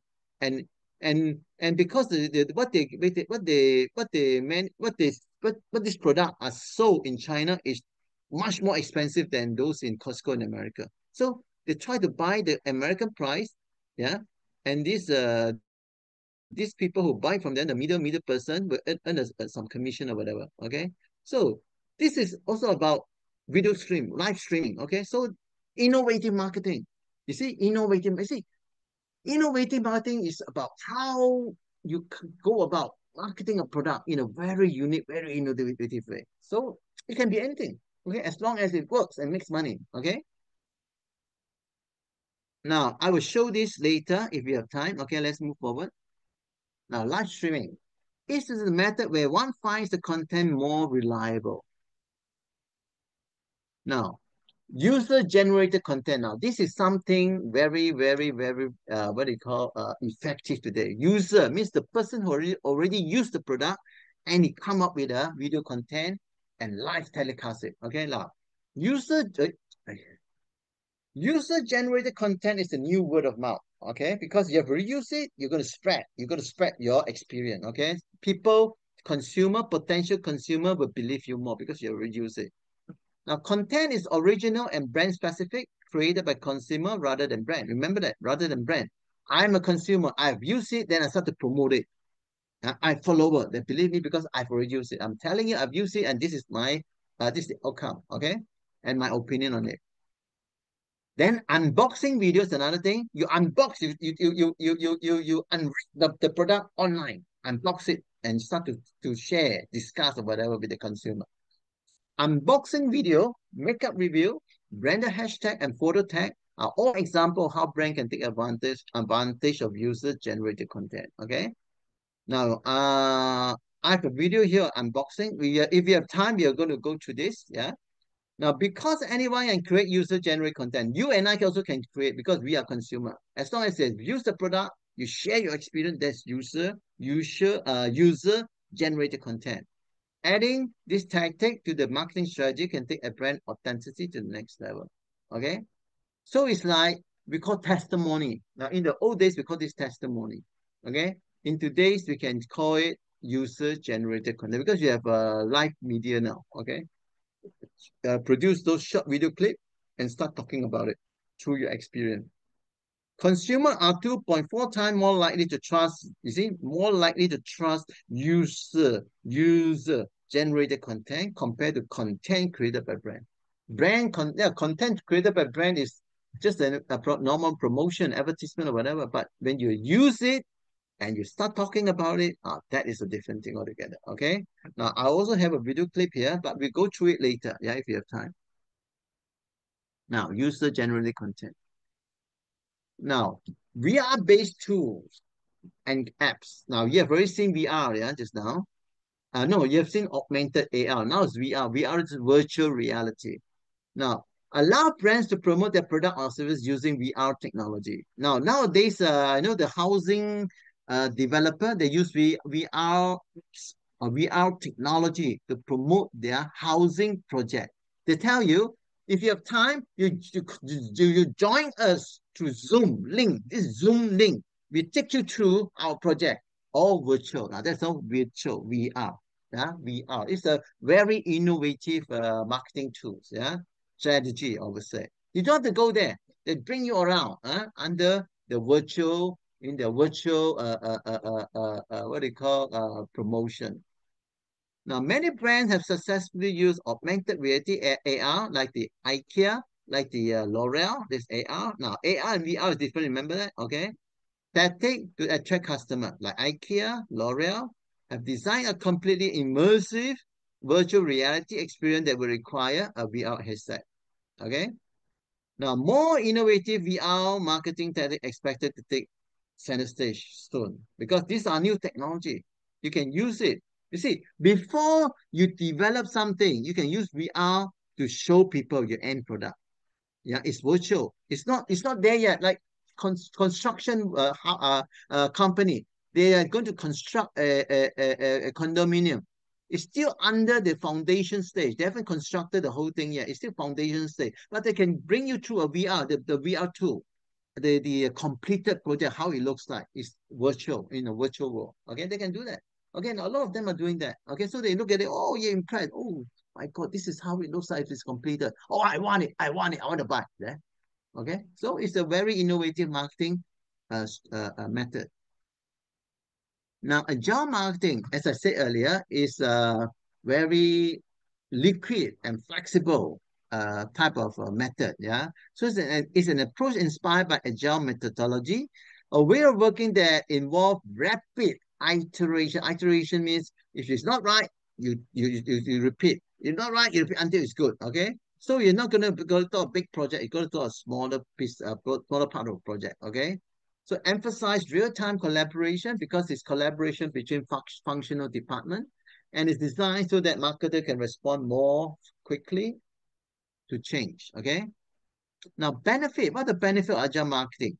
Flexibility to adapt to change due to iterative planning. Okay. If not good enough, they do again. Not good enough, they do again. Make sure it's good enough. Okay. Like for example, they talk to customer, get feedback, and refine the thing. Okay, that's what iterative planning. Ability to deliver value early because there's no what they call rigid step or sequential step to follow, and often by grouping individual in a small cross-functional that can finish product autonomously. See, cross-functional means people from different department coming in, like finance, engineering, marketing, all coming and form a small group. Yeah, they're very, very independent. That's why it's autonomous. Yeah, and they can know what they do. They're all professional. Okay. More focus on customer value and business outcome. It's always about customer, giving the customer the best value. And of course, at the end of the day, business outcome. What's the business outcome we're talking about? Profitability. Okay. Now, more data-driven decision bank thanks to an emphasis on experimentation. Everything is about data. Without data, you cannot do anything. Okay? So you keep going. Why experimentation? Because iteration. You keep repeating until you get the best thing out. Okay? Then it's very transparent and collaboration through visualized workflow and frequent touch point. So they're always in connection with a lot of synchronization, a lot of connection point. Yeah, so that all these team member work as a good team, very cooperative team. Okay, to get things done. Now I also have a video clip here, but let's finish this first before we talk about this. Then iterative content. Interactive content. Interactive means you can interact. Now, because of technology today, a lot of things are interactive. Dynamic two-way experiences that encourage active engagement for target audience with content such as interactive, you can use infographic, quizzes, game, contest, interactive video. There's so many ways to interact with your customer. Okay, these are just some proposals. Now, 81% of marketers agree this low-cost, high-impact content strategy is much more effective at grabbing potential buyer attention than static content. Okay, because you see, when you can interact, what happens is the customer will know more. Instead of static, one plain piece of paper and they have to read through everything. Okay, so interactive is going to make them learning more excitement in learning. Okay, so enhance audience engagement because it's exciting, improve customer learning, more leads and conversion. Now, leads means sales leads. Conversion means from leads you convert means that we close the sales. That's conversion. Okay, increase brand loyalty because they understand your company, product, brand better now, and streamlining the customer experience. Okay, so interactive is a very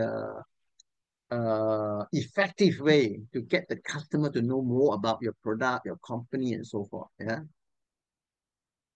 So AI for better transporting. Now, AI is the big thing today, artificial intelligence. So this is going to be a big thing. Yeah, it poised to make huge impact in many industries within the next few years. It's already making big impact now. It's already making a big impact now. Okay. So company has to know how to leverage AI method, such as data model, algorithm, machine learning, better understand target audience. Okay. Now, a lot of company are using AI today. Okay. Helps marketer optimize spending, customize and target audience, and personalize their customer experience. Okay. So benefit of AI technology, what are they? AI are smarter.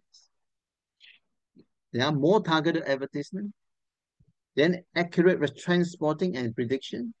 Better understanding of buyer behavior because you see AI, whether you like it or not, they're much smarter than us. They think so fast. Yeah. Increase customer retention, loyalty, but customer feel they're happy, everything being to the expectation. They want it, they get it, whatever. Enhance self-service capabilities and higher ROI through effective targeting.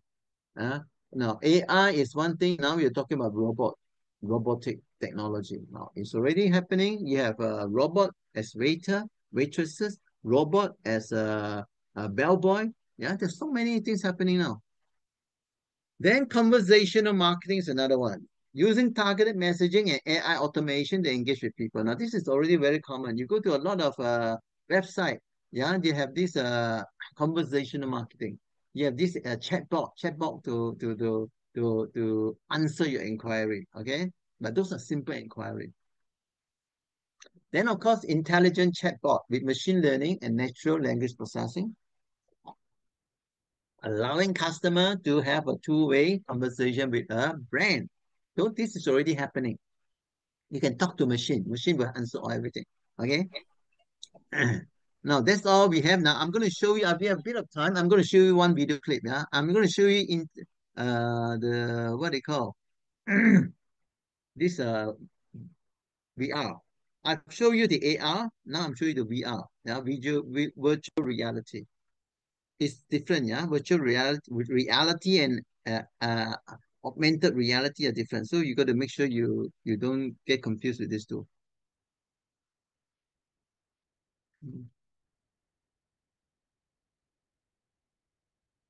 Let me show you virtual reality. Okay, marketing example.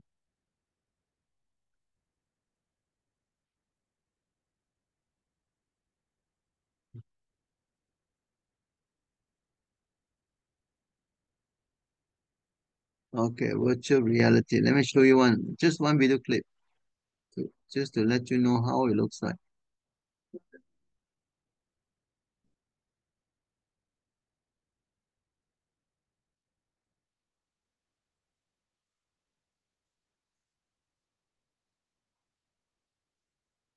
Right. Okay, let's go.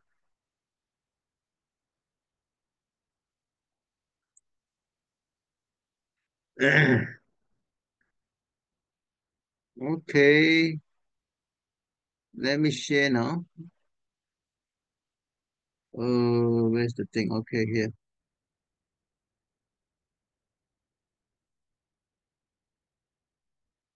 Okay.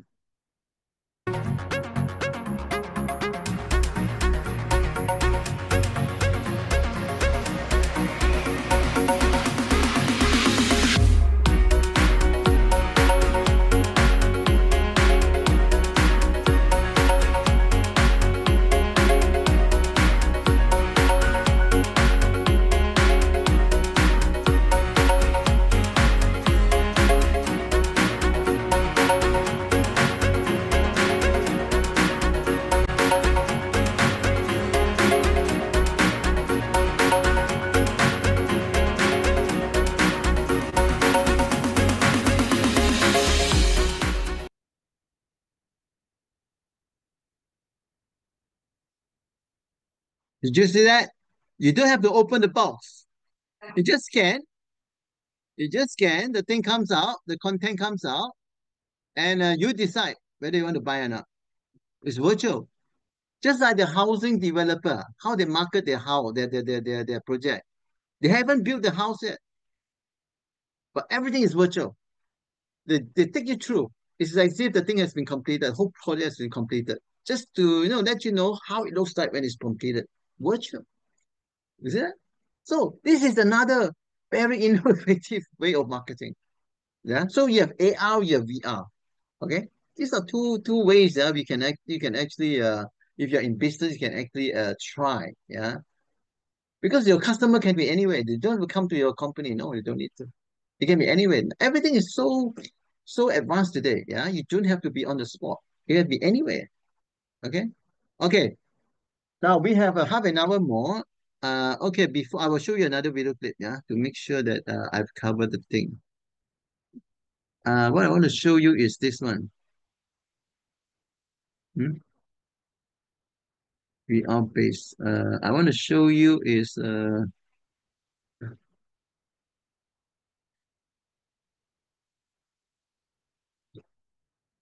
live streaming. Okay, let's look at this live streaming. You look at this thing, this live streaming in China.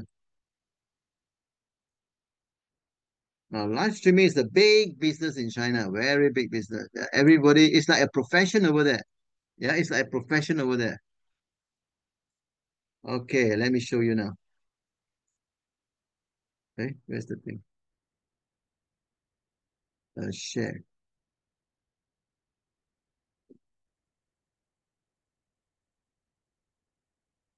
Okay, what the share? What the heck?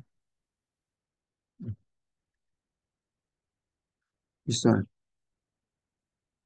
Okay, I'm gonna enlarge it now. You look at this live streamer, yeah, live streamer. 8块钱2斤，再加2斤，再加2斤，8块钱6斤小车，来喽，39，10块，10块，19块钱8 55遍来上车，19，8块，嘎嘎好的质量，9块2个来上车，给力，9块，这裤子不错，39。9块钱80双，9块，哪里不便宜哪里便宜，14块钱上车，14，刷屏关注，19，29，6块，有看下我清楚一半，13来直接上车，9块，27。This woman just sold 18 items over the span of a minute, each averaging 3 seconds per item, and none of them are too expensive, under $2-3 each. Without people even realizing what she's selling, that item is gone. She is Zheng Xiangxiang, an online shopping influencer. Today we're going to talk about the bizarre and sometimes even crazy reactions and how the Chinese shopping experience is like. Now remember when people actually bought things from the QVC, and in Canada I think it's called the shopping channel. Well, this is basically China today, doing whatever they were doing on TV shopping with infomercials, turning that into online. So think of it like if Costco's sample stations were online. And the basic idea is quite simple. You have an influencer who can answer questions from commenters. They can ask them about the sizes, the color, texture, the material, the quality, etc. And all of these things can be answered live. So it's like you're doing a live sale for hundreds of thousands of people online. And a lot of times they work directly with the manufacturer of the product, so they're getting the best price and it's hard to beat anywhere else. And that makes the consumer side much more attractive and you want to buy it. However, Zheng Xiangxiang is doing something very different. From August to September this year, Zheng Xiangxiang live streamed a total of 64 times, and she averaged of online viewers concurrently at 5,000, totaling a cumulative view of 81 million.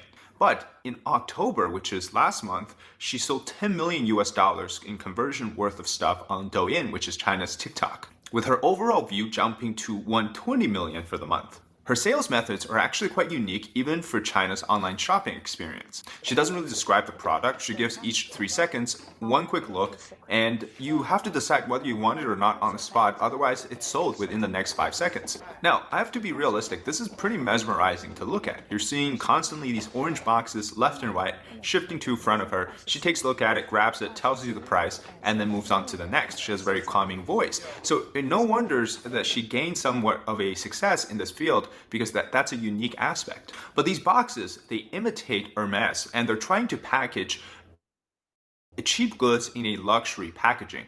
And that's her key here. So she's selling stuff really cheap, and these are not good quality products. In fact, her return rate is quite high. So people feel like she is simply selling really low-end products to try to make marginal profits at a much higher return than what you would expect from another seller. Her products are cheap and they're not brand named, but that's not her point of selling. She's selling urgency. She's selling this crowd psychological behavior, which is that if everybody wants to buy it at the same time, whether you want it or not, or you need it or not, or if it's even good, you want to have it because other people want to have it. So are they really buying a shock factor, or are they really buying her stuff? And is she the only one doing this live streaming stuff? No, China has a full-blown e-commerce shopping experience around influencers and live streaming. Now, this is very interesting about Zheng Xiangxiang. She's not an established person or a celebrity. She doesn't have an influencer base. She gained her success quite fast. But precisely because of this, she's a newcomer in the sense of nobody knew her before this year, that she quickly gained success through her unique formula.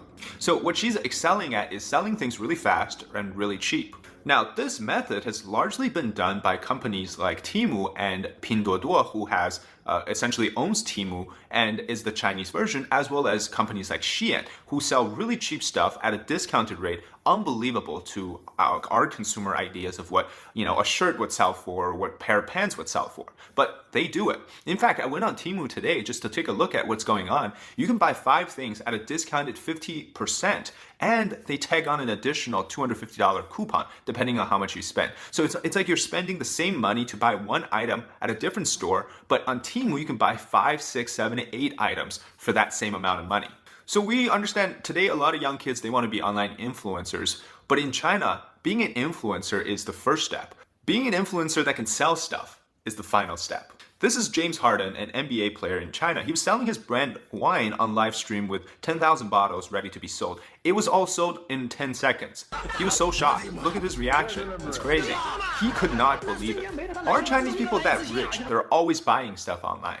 Well, it was like that in the heydays of live streaming e-commerce. Basically, people were buying everything, and whatever people were selling online, consumers were buying. But it's been different in the past 2 years, essentially since the pandemic, simply because people don't have as much money. This format emerged a few years ago in China in around 2015-2016, and it became ubiquitous during the pandemic era. But since coming out of the pandemic in 2023, this format has slowly died down. Not because the format itself has changed that much, but because people's purchasing powers has dramatically decreased. For example, known as the Black Friday of China, the November 11th or Double 11 is an important date, not just as an indicator for the sales for this quarter, but it actually could be indicative of the entire year sales trend. And on this day, millions, billions of dollars worth of products are being sold across China's e-commerce platforms. Sites like Alibaba, sites like Douyin, Pinduoduo, which is Temu. But all of these have seemed to decrease this year and last year compared to the years before, whereas one platform was selling much more than all of the combined this year was doing. So you see that there's a huge drop in enthusiasm among consumers. And a while back, a top streamer named Austin Lee, who is also known as the Lipstick King, is the top live streamer in China selling makeup products. He was involved in a scandal where he criticized a commenter saying that the product he was selling was too expensive. And he basically said that, could you not just get a raise? Have you looked for yourself, working all these years, you couldn't get a raise? Along the lines of basically saying that people just... Okay, now, we stop here. No, what the main intention of watching this video to give you an idea what is live streaming, how it works, and how successful it can be if you're in this field. If you're good enough, you're a good follower, you can actually sell a lot of things. No, I mean, it's working very well in China. I think Malaysia is picking up. I see TikTok, there's quite a number of influencers, but whether they really have a lot follower, I won't know. Okay, but anyway, we stop here and we divert our attention to your assignment and quiz. Yeah, now that's more important. This one is just to give you an idea, yeah, about live streaming. That's all. Now we go for the assignment, and let's see where is my assignment. Okay, let's go for the quiz first. Quiz. Now this is more important, yeah, to get you guys on your feet. Okay, quiz. Let me enlarge it. Okay, this is your quiz. Now, quiz is a very straightforward thing. I don't know why they call quiz. It's actually multiple choice question. Yeah, anyway, it's the same. Okay. Now, you're given, remember, all your submissions should be to this one, supporting. These are supporting stuff. Support MBA River Mall. Okay. Submit to this. Okay. Don't submit to me. Submit to this. Okay. Now, you have an answer sheet here. You have 40 questions. Now, what I want you to do is this. If answer is A, you type A, capital letter, capital A. If B, capital B. If C, capital C. If D, capital D. Don't go and type a small a, small b, small c, small d. Don't. Capital, all in capital letter. Yeah, capital. The alphabet should be in capital form. Okay. So it's very simple. And the other thing is, as far as multiple choice questions are concerned, you got to be very careful at times, because at times there'll be times where you see 2 or 3 similar answers. Hey, very close. Which one is it? Be very careful. Some student will come back to me and say, hey, how come these are same question, same answer? No, they're not same answer. There's only one answer. Only one answer. It being set in such a way to confuse you at times. So some are very straightforward, some are very easy, some are quite confusing because they have almost identical answer, but there's only one answer. Okay, if you read carefully, you refer back to your notes or whatever, you find there's only one answer. Okay, so be a bit careful on that. Okay. Now we finish off with this. Now we go for the assignment. Okay, assignment. Assignment. I think this is assignment. Yeah, this is assignment. Let me enlarge it a bit. Marketing assignment. Yeah, assignment. Yes. As usual, when you finish your assignment, you find that if you feel that is finalized, the final version, then you send it to this support MBA, this thing here, this portal here. Okay. Now, for your assignment, you type in New Times Roman. The font size should be 12. 12, yeah, the size of the word should be 12. The spacing, 1.5. Now, what is spacing? Some students ask me, what is spacing? Now, spacing means these two, yeah, in between. This and this in between, this is called spacing. Okay, 1.5. Okay. And this will be 40%. The quiz or multiple choice question is also 40%.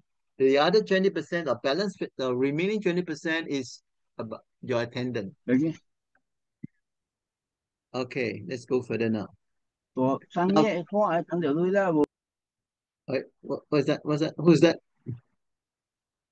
Are you asking a question or what? Somebody say something just now. I think it's in Hokkien. I can't understand Hokkien. Okay. Sorry, can So, you please bring down? I overshot. I didn't take the email address. Yeah. Thank you. Okay, here. Okay, you type your answer in essay form. Essay now. Remember essay form, not point form, essay form. And in Times Roman, New Times Roman, the size 12, font size 12. Spacing 1.5 means this is spacing, yeah, in between is 1.5. Okay, spacing 1.5. So when you have a final version, if you think it's the final version, you submit to this. Yeah, submit to this. Yeah, this is a portal. Okay, this is where you submit your assignment. Your quiz is the same. Yeah, submit to this portal. Now, your assignment and the quiz is 40%. Yeah, 40% each. Okay, and the remaining 20% is your attendance. But of course, I see a lot of students here. They just join, and I don't know whether they're there or not, or they have disappeared. Okay, just to enjoy the 20% bonus. Okay, but you're lucky because it's online. If it's physical class, we know where you are. If you're not there, sorry, no 20%. Okay, but this is online. I can't check you. Okay, it's very difficult. So I assume you're there. Just give you the 20% bonus. Okay. Okay. Now, there are basically 4 questions. The first question asks about product life cycle. I've already explained to you product life cycle yesterday. What is this? I was telling you, a product is just like a human. We have life cycle. Stages in our life. Product is the same thing.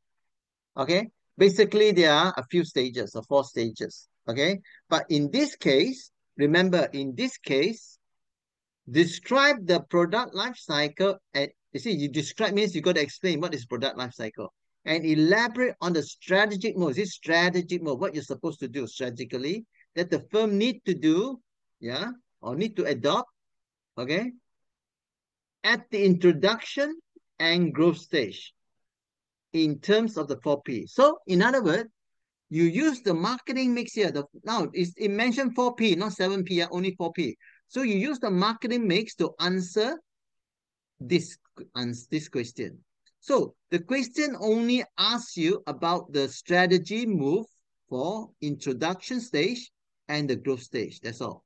It never asks you about maturity stage or decline stage. Okay? So you can leave that out. Okay? You can leave that out.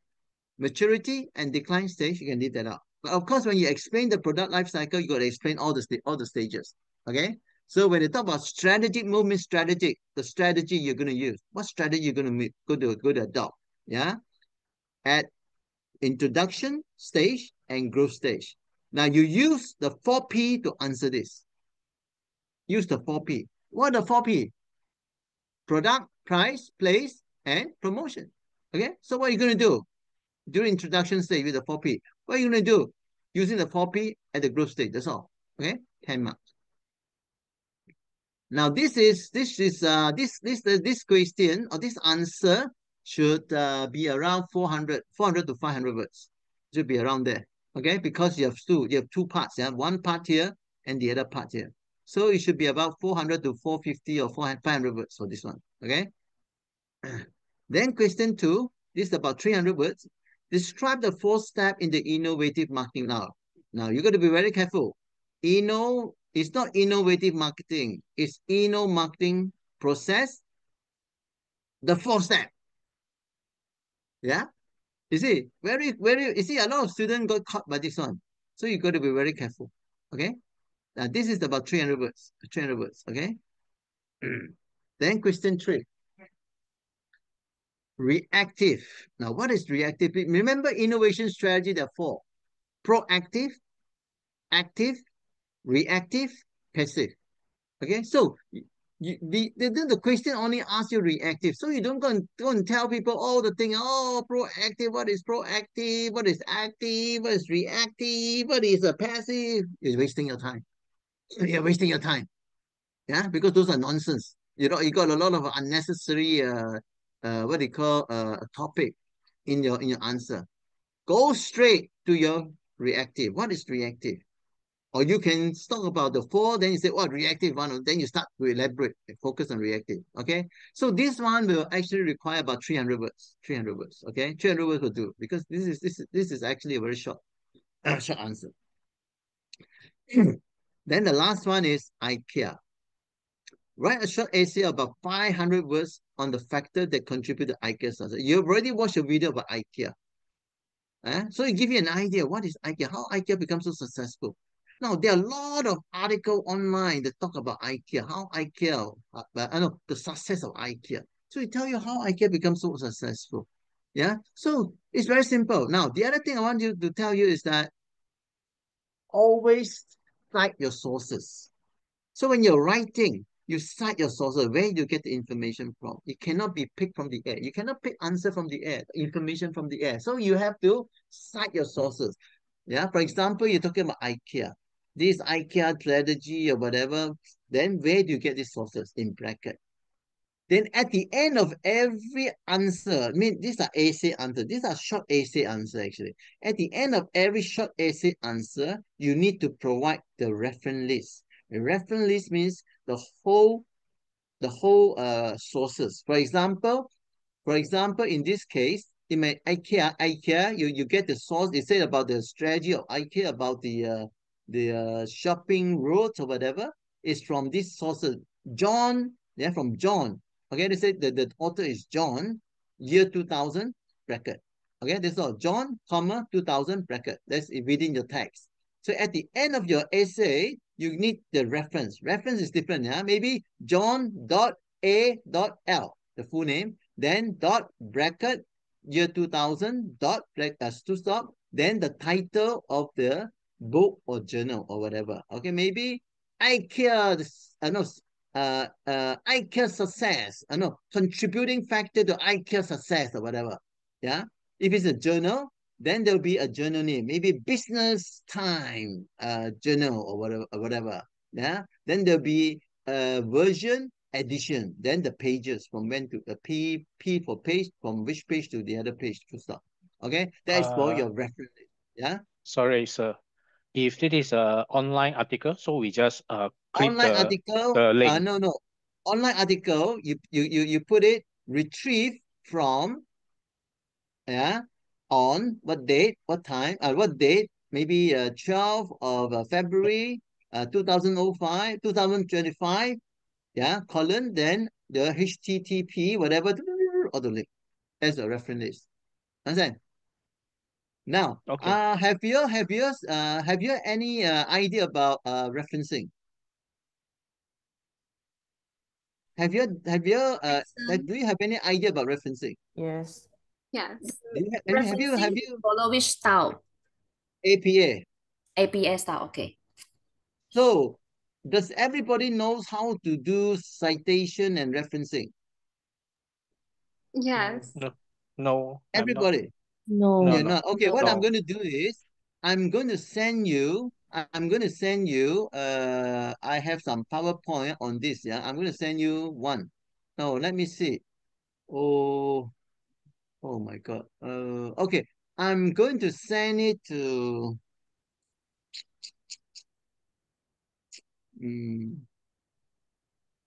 let me see. Let me check first. Give me a minute, yeah? See whether I can retrieve that. Give me a minute. Oh, let me see. Possible to send to admin, then admin can send to all of us. Okay, okay, that'll be a good idea. So I'm going to send to the where's the thing? Admin, yeah. Then I think she has all the admin has all your contact, am I right? I think she has all your contact. We have Yeah. our contact. Okay, I'll send to her the APS referencing style. Then she'll send to all of you. Okay, that way it'll be better for you guys because when you do write essay, whatever, you need to cite your sources. Then at the end of your essay, you have to provide your reference list. Reference list. That means the whole source information. Yeah, that's very important. Just to tell people, you get the information from somewhere, it's not yours. If you say if you don't have the sources of information, that means you're telling people it's your own information. You do your own research. That's why you get all the information. So it's like you're trying to use people's work as your work now. That will be plagiarism. It's not very, very healthy. Yeah. So that's the meaning. Okay. That's the meaning. Now, can I ask you, do you have any question? Hi, sir. I got some questions to ask. Ah. Do you have the website for the journals that is approved by the uni that we can use? I don't have website. I don't have website. Website is up to you. Up to you to find online, whatever. Yeah. Okay, to be honest with you, the uni, if I'm not mistaken, they don't provide any approved website actually. It's just like normally what the student do is they go for the Google Scholar or whatever, you go online, you get those credible website. As long as credible, it's okay. Because they don't really check on all these things. Because you see, if you go for university academic master, then it's another thing. But they will really check you. For professional, I don't think they'll check you at all. Okay, as long as you do the right thing, it's okay. I think they just because the thing is, they don't mark your paper. We mark your paper. Yeah, yeah. So I don't think they're that strict on this. So far, I don't see any problem with that. Yeah. So unless you are doing the thing as an in-house student over there, yeah, doing academic master, that's different. Though you have to follow. Yeah, they will check maybe. I don't know. Yeah.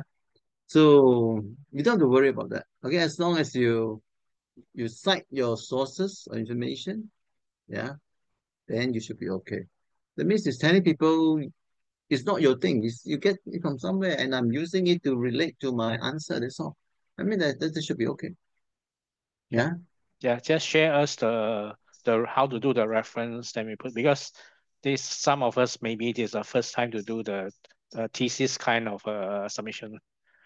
Okay, now this is not a thesis actually. This is a short essay question, short essay answer, but you need references. Now, see the thing is, as I say, I'll send to the admin. You see, it actually show you it actually break down the format, yeah, how to write this sort of citation and how to write the references. One is this citation is within the text. When you're writing the essay, it's within the text of your essay. You need to cite. Then references is actually after you have finished writing your essay. At the bottom, you put a reference list. That's what the full information about your information source. That's reference. So it's different from in text citation. Yeah. So, but whatever it is, what I'm trying to send to the admin office is something which I think is more than enough. It's more than enough. Yeah. Okay. More than enough Yeah. to help you out to cite the thing. Okay. Can no problem. Thanks. Any Thanks more for the questions? guidance. Sorry, sir. I want to ask about the plagiarism and turn it in. Do we need to do the turning in before submit? And how many percent the plagiarism accept? To be honest, that is not required. That's not required. As I say, it's a professional MBA. That's not required. If you're doing academic, maybe they require it. Okay? It's a professional MBA. Normally, because these are adult learning. Yeah, adult learning means it's not academic. Now, if you talk about those Turnitin things, if you are a university student, you graduate from your first degree, you go to second degree as a master, then you need it because it's pure academic. Then you need to go for Turnitin. Maybe, I don't know UTM. But for UM, they require it. Yeah, for those big university, those the more prestigious one, they require that because they're afraid you may copy. Yeah, so that only apply to those academic student, but doesn't apply for professional. Yeah, so professional, I don't think they even look at all those things. Okay, so I don't think you need to worry about that because they never require you to submit your assignment after submitting to turn it in to see the percentage of plagiarism. Well, no, I don't. There's no such thing. There's no such thing. Yeah, so far there's no just such let's thing. try it. That Any doesn't mean more? that we don't need to paraphrase it. Any more question? Yes, Mr. Ronald. We received the quiz in advance, but not the assignment. So just want to clarify if the admin going to send us the assignment in every You mean after the you haven't course. you mean you haven't received the assignment? Yeah, I received the quiz, but not the assignment. So I'm not What sure about the other students. what about the rest? Have you received the assignment? Yes, We Have you received. received? I haven't Yes. received the assignment yet. Received. And the quiz We also. received.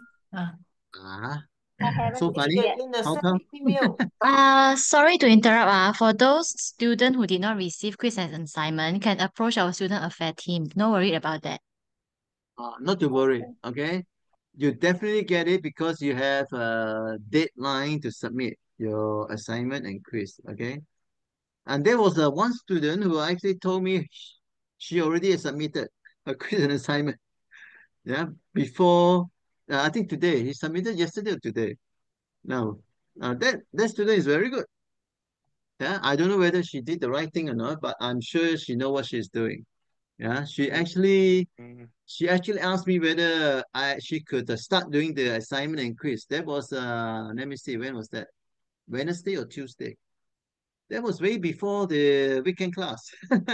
Okay, she has already submitted yesterday, I think.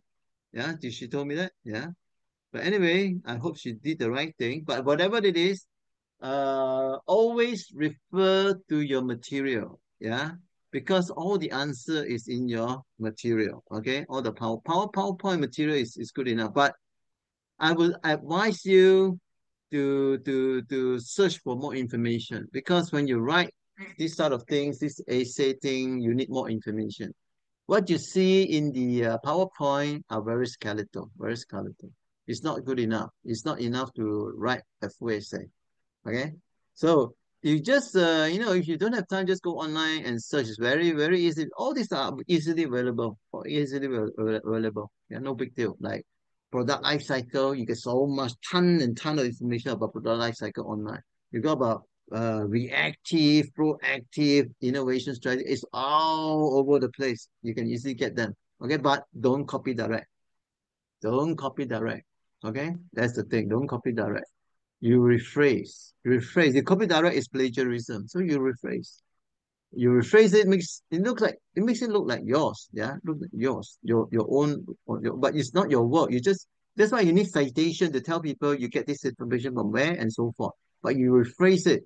Yeah, you don't copy direct. That's very important. Okay. Any more question? Sir, Ah. for the required reference list, right, it's only applicable for question 4, is it? What about question 1 to question 3? Oh, Because 1, 2, 3, 4. we 1, 2, might 3, we 4. might refer to your PowerPoint as our answer. So one, two, three also require the reference list, is it? Yes. Because you see the PowerPoint, those information is from somewhere. It's just that it's skeletal. So what you need to do is do some research. Do a bit online research or e-library research, then you get all the things. It's the same thing, it's similar thing, just that when you go for PowerPoint for a lecture, delivery, yeah, they don't put all those sources, but it's all from there. Some from somewhere. It's from somewhere. They are not the one who create all these things because these are from author. Those are specific module author. Okay, so you have to do a bit of research, yeah, for that. Any more questions? Any more questions?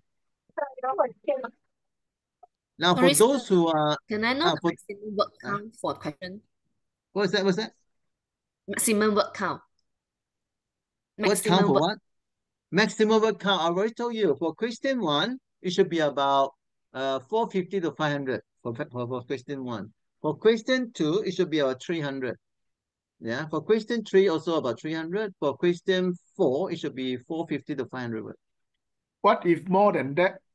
Plus minus 5%. Oh, plus minus. Plus minus 5%. If it's So short, it's must about be 300 words. You don't go to 1,000 words. Oh, that is too much. That's too So much. must be the exact numbers, Plus minus 5% we do. Okay. So I repeat, the question 1 is about 450 to 500 words because you have 2 parts. The answer is the 2 parts. One is pre-LC and the other one is about the 2 stages. So it's about 400 to 500 words. The second one is about 300 words. The third one also about 300 words. The fourth question answer is about 400 to 500 words, the IKEA. Yeah, 400 to 500 words. So this one make up to about 2,000 words. Okay. Any more question now? For those who haven't received your assignment sheet, yeah, you know where to go. Yeah, you contact the student affair. Any more question? Nope. No question means you Nope. call it a day. And Thank you. I wish you all the best. Yeah. Thank you, sir. Okay. Thank you, sir. Okay.